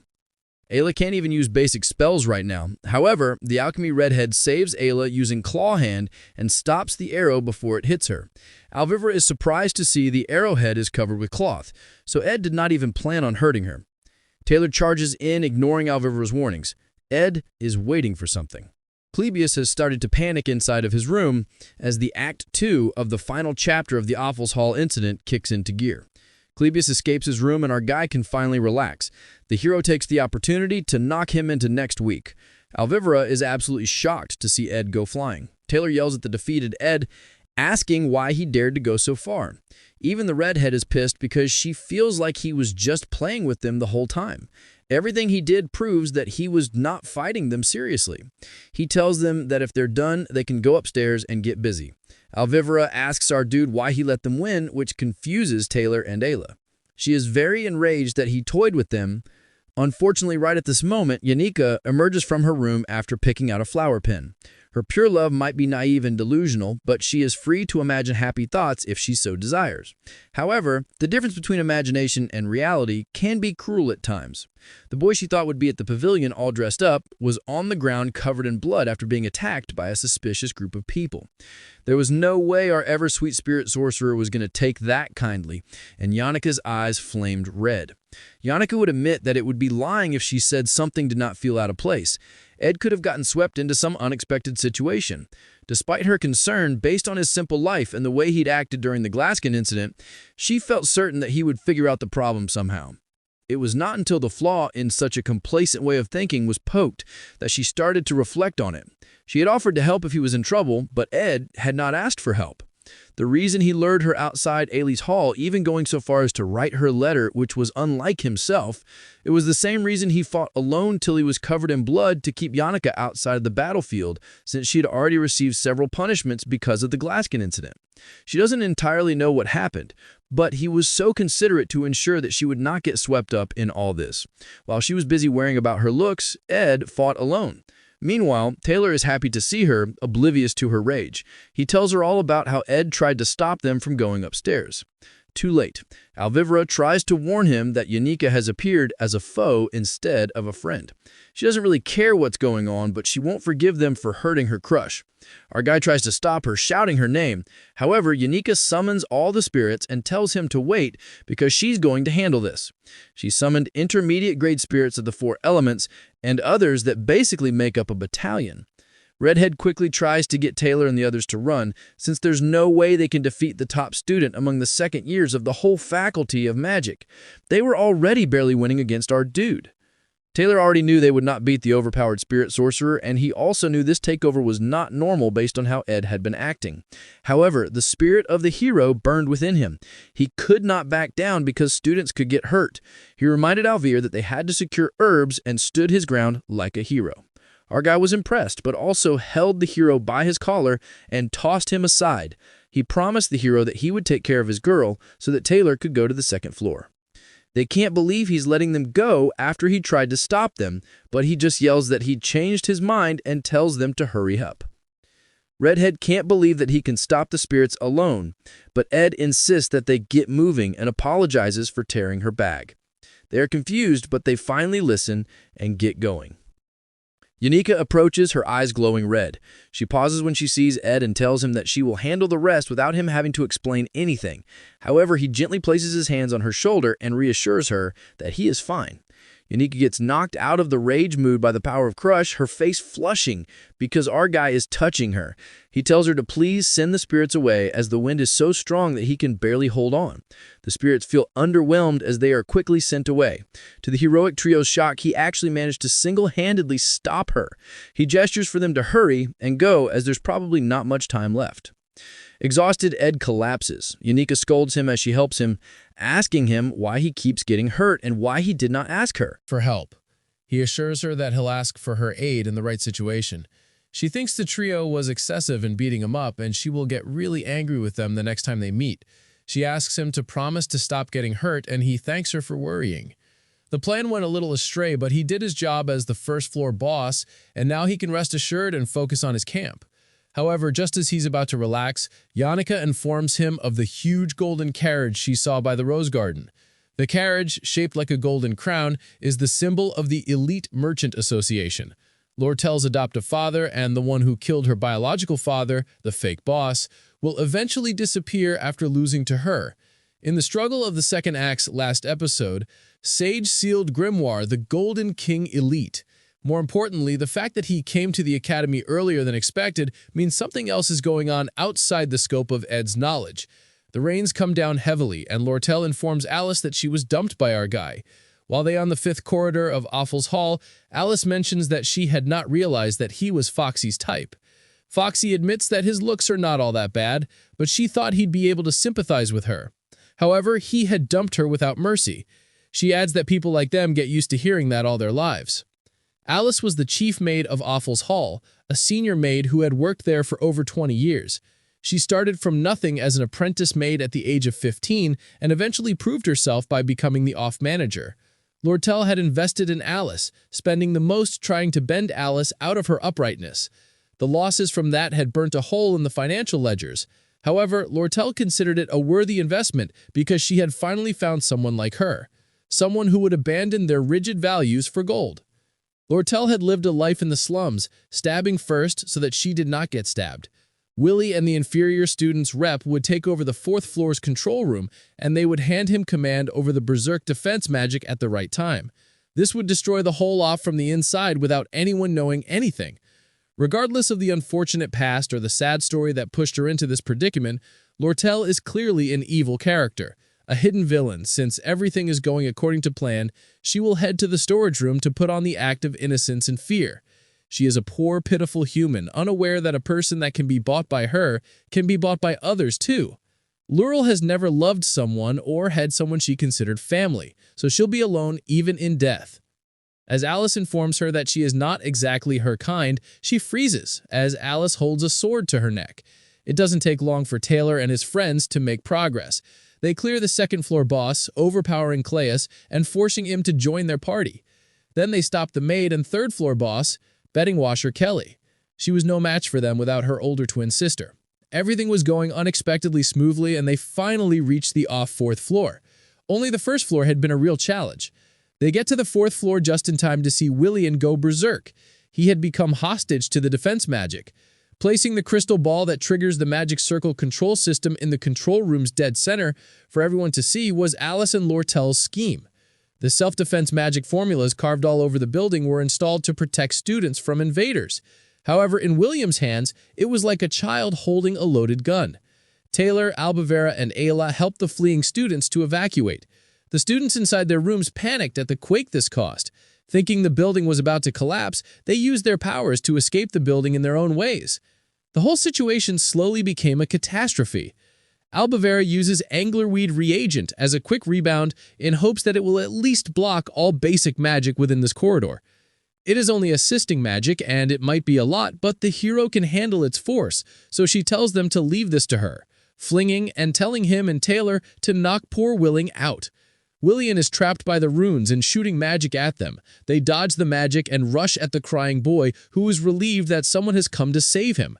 A part of the top floor explodes and the rain keeps coming down. Meanwhile, Yanika and Ed are still nearby, taking a little stroll outside. Yanika tells him not to push himself too hard or the wounds will open again. He explains most of the stains on him aren't his blood anyway. Instead, his focus is on the golden carriage that looks rather plain. Despite the prestigious outer appearance, considering the man inside, the horse carriage looks plain. The Golden King, Eltek. Ordinarily, he'd be escorted by a grand fleet of over a dozen carriages, but his discreet approach hints at secret motives. LT is Lortel's adoptive father, and is also the fake boss who later gets backstabbed by her and exits the stage. He's a figure that should not be at the academy right now. It looks like the carriage has been there for a while, so our dude cannot fathom why he is not getting out. He wonders if the Golden King is waiting for the off to be wrecked. Suddenly, Ed recognizes the third-floor maid in charge of dishes, Shenny. She is one of the orphans raised by Alice. Alice was originally bought off by Lortel, and Shenny was supposed to be the third-floor boss with her sister Kelly. However, she is with LT, who is Lortel's enemy, and that is going far off script. There's no way Shenny would betray Alice, and Lortel bought Alice off, which can only mean that Shenny is with LT because the head maid has double-timed Foxy. After all, money knows no loyalty. This could mean Lortel's downfall. Lortel is the one who gets into a political fight with Fionia in Act 3, as well as the main character's biggest ally in the fight against the Roth-Taylor family in Act 4. Ed already had such an annoying hard time taking Todd's place as the middle boss, he can't play her role as well. But that will happen if she meets her downfall. With a heavy sigh, Ed asks Yannicka for a favor. She agrees to help in any way that he needs, no questions asked. LT Chan, the Golden King and Honorable President of the LT Merchantry, Lortel appears to others like she is following his orders since he is her adopted father. However, she is in fact plotting to betray him and take over the LT Merchants. She knows all about how he killed her biological parents and coaxes the business magnates and directors of the LT Merchantry to oust him. Also, the negotiations to purchase the sage-sealed grimoire were just an excuse to draw him out into the Savania Academy and a bait to take him by surprise so that he can't react in time to the crisis back at the LT Merchantry's headquarters. Certain factors led to him finding out about this betrayal, and now he has received a letter from someone who holds the confidential document that can prove Lortel's plot. That someone is Alice. Lady Lortel offered her a huge amount of gold coins. Unless she is offered more gold coins than that, she will side with her. She's lost her sight and most of her hearing due to an accident. This will be her last year as the chief maid. She is in a predicament and the only human who knows the truth about the Fox Lady. Depending on her choice, things will change dramatically for the better or worse. The paper attached to the letter she sent has the names of the institutions that she has been secretly managing all this time. The amount of gold coins delivered to these institutions will determine her actions. She trusts the Golden King to make the correct judgment. Alice tells Lortel not to dare move as her father will arrive at Awful's Hall soon. She didn't expect her to suddenly look shocked and sad since she thought she was more level-headed. Lortel had wanted revenge against the Golden King, but in Alice's eyes, they were both the same, just like her. Suddenly, an explosion knocks down the wall. Taylor's group shows up, dragging the fallen body of Willain. Elvira already suspected that there was no way someone like Willain could have gotten close to defense magic, so the real culprit behind this entire showdown had to be Alice, the chief maid. They believe she is holding poor Lortel hostage. Foxy uses the distraction to run to her friends, who are also the suckers who just saved her lying, cheating ass. They quickly ask if she is all right, and the girl considers lying. She could frame Alice for the whole thing and everyone would believe her. However, she could not bring herself to say anything. So instead, Foxy makes an expression that shocks Elvira and covers her face to run away from the whole commotion. At the same time, Golden King Altair is coming into the scene. That man doesn't trust even his own henchmen, so he came all the way just to finish things himself. The plan to overthrow him is nearly complete, and he is supposed to take the fall for large-scale tampering with the account books and the damages caused. Fortunately, he is not at the headquarters yet, so she just needs to get in touch with the officials there. She needs to send the carrier pigeon hidden in her room and hide herself somewhere. As long as she, the center of the plan, does not get captured, everything will be okay. Her pace slows as she tries to cheer herself up. No one in the world understands her, and she always expects betrayal. She has gone through it countless times, so getting her heart broken doesn't mean anything. However, Lortel is unable to hold back the rivers of tears that fall from her eyes. Crying doesn't suit her, so she keeps walking. She has to do what she can right now, so she runs. She has to get to her room before Altair does. Everything will be fine, as soon as she sends the carrier pigeon. At the same time, on the first floor, the man of the hour appears in the wrecked main hall. He spots a student in the hall and tells them to evacuate. However, this student is our guy, and he tells them that due to the risk of collapse, they're not allowing anyone inside the building for safety reasons. He is back in his Gandalf arc, and he will not let them pass until faculty and staff arrive. Altair asks if Ed is under special instruction, but he replies that he is in fact acting on his own, since in these matters, Sylvania basically has a shop system. 3 people are aware of the story's flow. Lortel, who seeks to take revenge for her childhood and empty the seat for the mercentary's president, and Altair, who is determined to thwart her plans and purchase the sage-sealed grimoire. The final player is Alice, who is using both Lortel and Altair, and she is the root cause of the twist in the story. Ed expects her to be on the 5th floor with Lortel, though he's not sure why Alice betrayed her. Ed wonders if he needs to go to the 5th floor to get rid of her, but changes his mind since Taylor's party will run into her anyway. He leaves the fight against Alice to the heroes. He trusts very much in their battle skills and ability to overcome difficult foes. The matter that he has to handle is whatever Altair has planned for Awful's Hall. As long as Ed keeps him out, the events will continue as they should. He bows in recognition of Altair Catchellan, the president of the Altair Merchantry, and asks him to speak to the Academy to ensure that he is treated with the respect he deserves, trying to get him out of the hall. However, the man forms his own conclusion about our dude and says with strong certainty that Ed is working with Lortel against him. The next chapter starts from 10 minutes ago, where Janica and Ed had wandered back into the awful hall, and our guy was surprised to find Zig still exercising in his room. The Wolfman explains that he was just avoiding taking rash actions, since it was not like the building would fall and kill him. He also asks why our guy destroyed the wall, because that would make the room cold. But our dude is thinking of how Ziggs doesn't even look like a mage with those 6 pecs. Ziggs, of course, greets Janica, and they both apologize for the rough encounter during the Gleason incident. Then the Wolfman makes an observation and asks if Ed and Janica are dating, which of course makes the spirit sorcerer freak out. Our guy isn't bothered though, and Wolfman apologizes for asking such a rude question out of the blue. Then Ziggs asks curiously why they came all this way to find him, and our guy asks him for a favor. Back in the present, our guy's trying to convince Altair to leave Offie's Hall by convincing him to talk to the Academy's administration first to make sure he is treated with respect. However, the Golden King sees through that ruse and deduces with a malicious glint in his eyes that our dude is supporting Ortel. He asks if he fell for her looks, then tells him to take advantage of getting into his own good books instead of siding with Foxy because he might not get paid if Altair wins. He tells our guy that she was born with the blood of a fox and backstabs everyone she sees. Since he raised her as a child, he knows her better than anyone else. He will give Ed double the gold coins she offered if he gets out of the way. Our dude thanks him for the offer, but he is unimpressed and confesses that he was promised a total of 0 gold coins, so there's no point in doubling that. Altair is surprised, but he will not back down and switches to violence. He tells his henchmen to dispose of Ed quietly, and they all launch at him. They corner him so that he cannot escape, but Ziggs uses his magic to blast them away.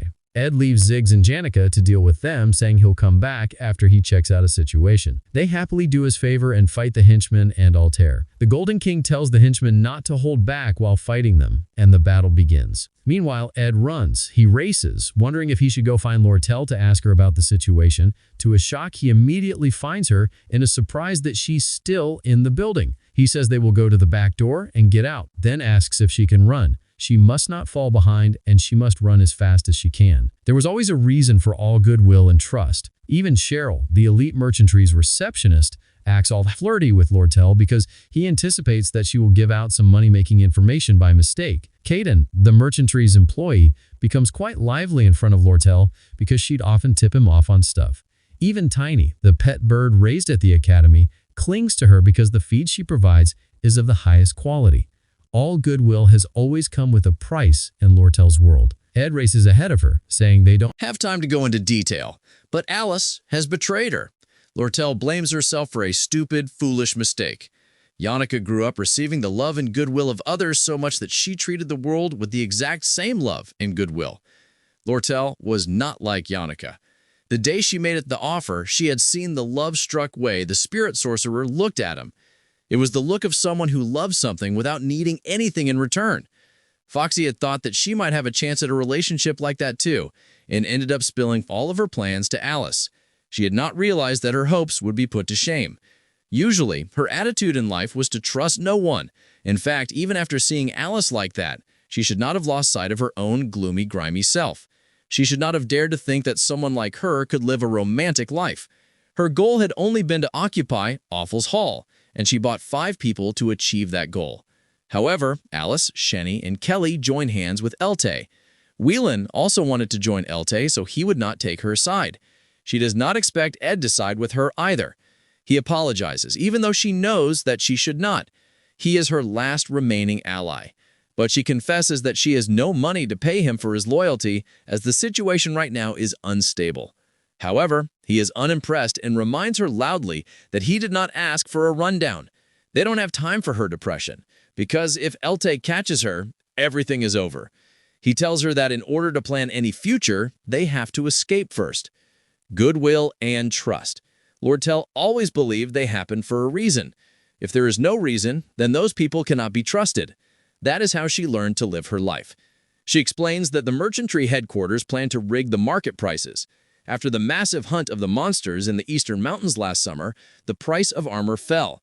Then they purchased and monopolized all the armor and traded them internally. So in short, the plan is manipulative trading. For that plan, her father needed money urgently, so he found someone who would buy the sage-sealed grimoire at a good price. He sent her to Sylvania to steal the book. Ed now understands the plan. In manipulative trading, merchants A, B, and C monopolize a cheap product in the market and artificially increase its price by trading among each other. It's a classic method of price manipulation. Since the product's price continuously rises at an unbelievable rate, people will believe it will soon be unaffordable. They will then hurry and buy the product. If they sell the products they've gathered at this moment, they can make a ridiculous amount of profit. However, such manipulative trading is founded on trust. If merchants B and C sell the product without merchant A's knowledge, the price would instantly fall. Merchant A, who desperately sold off their bonds in order to buy the product and monopolize it, would suffer bankruptcy. In this scenario, Elte is merchant A, and he would be put in a difficult situation where he could lose his powers because of the sudden, huge loss. For this plan, Lord Tell bought off countless others that were related to merchants B and C for many years. Only when Elte is absent from his position at headquarters can the 6 big merchants she bought off have the rights to sale transferred to them. She was going to use the Awful's Hall occupation to burn a hole in the Academy's finances, which increases the chance of success in the negotiation talks for the purchase of the grimoire. That would bring Elte out of headquarters and force him to get the money he needs. Then Lord Tell can use the chance to sell off the armor at the headquarters. Lord Tell is shocked that Ed knows so much. He also deduces that she just needs to send a message to the merchants' headquarters to sell the armor.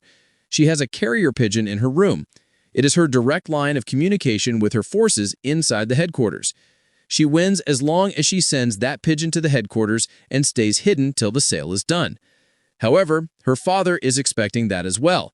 She is sure that he is planning to capture her and make the traders on the inside confess about the plan. However, Ed tells her to listen. From this point onwards, she must hide and leave the rest to him. If he was in Elte's place, he would have people stand at the 2 bridges that lead to the Arkan Mountains. They'll definitely try to track them down. Lord Tell needs to talk to the horsemen in the quarters and send the empty carriage to the Arkan Mountains. The horsemen should then leave the carriage at a suitable spot and run away from there. That way they'll think she is on the outskirts of the Arkan Mountains. Ed then tells Lord Tell to go to the incomplete hut in the forest in the north. She just needs to hold out there for 3 days. He will send the pigeon in a room to the headquarters. A simple message will make her allies take care of the complex matters. He shakes her and tells her that someone is guarding the back door, so he will take care of the outside and run to her room. She just has to wait till he's gotten rid of the guard and then escape to the quarters. Like a longtime ally merchant, he perfectly and harmoniously made a move and handled matters without wasting any time. Ed actually believes she can trust him and leave things to him. He asks why she is so out of it, and she replies that she understands what she has to do. It might even work, but she asks him why he is even helping her. He sighed heavily with a groan and just said he felt like he should. Then he walks away. She sits heavily on the floor, thinking that something is loud. The loud is not the last fight between Alice and Taylor and his friends. It is not the fight from the first floor either. The close and loud sound was her own heartbeat as tears fell from her eyes.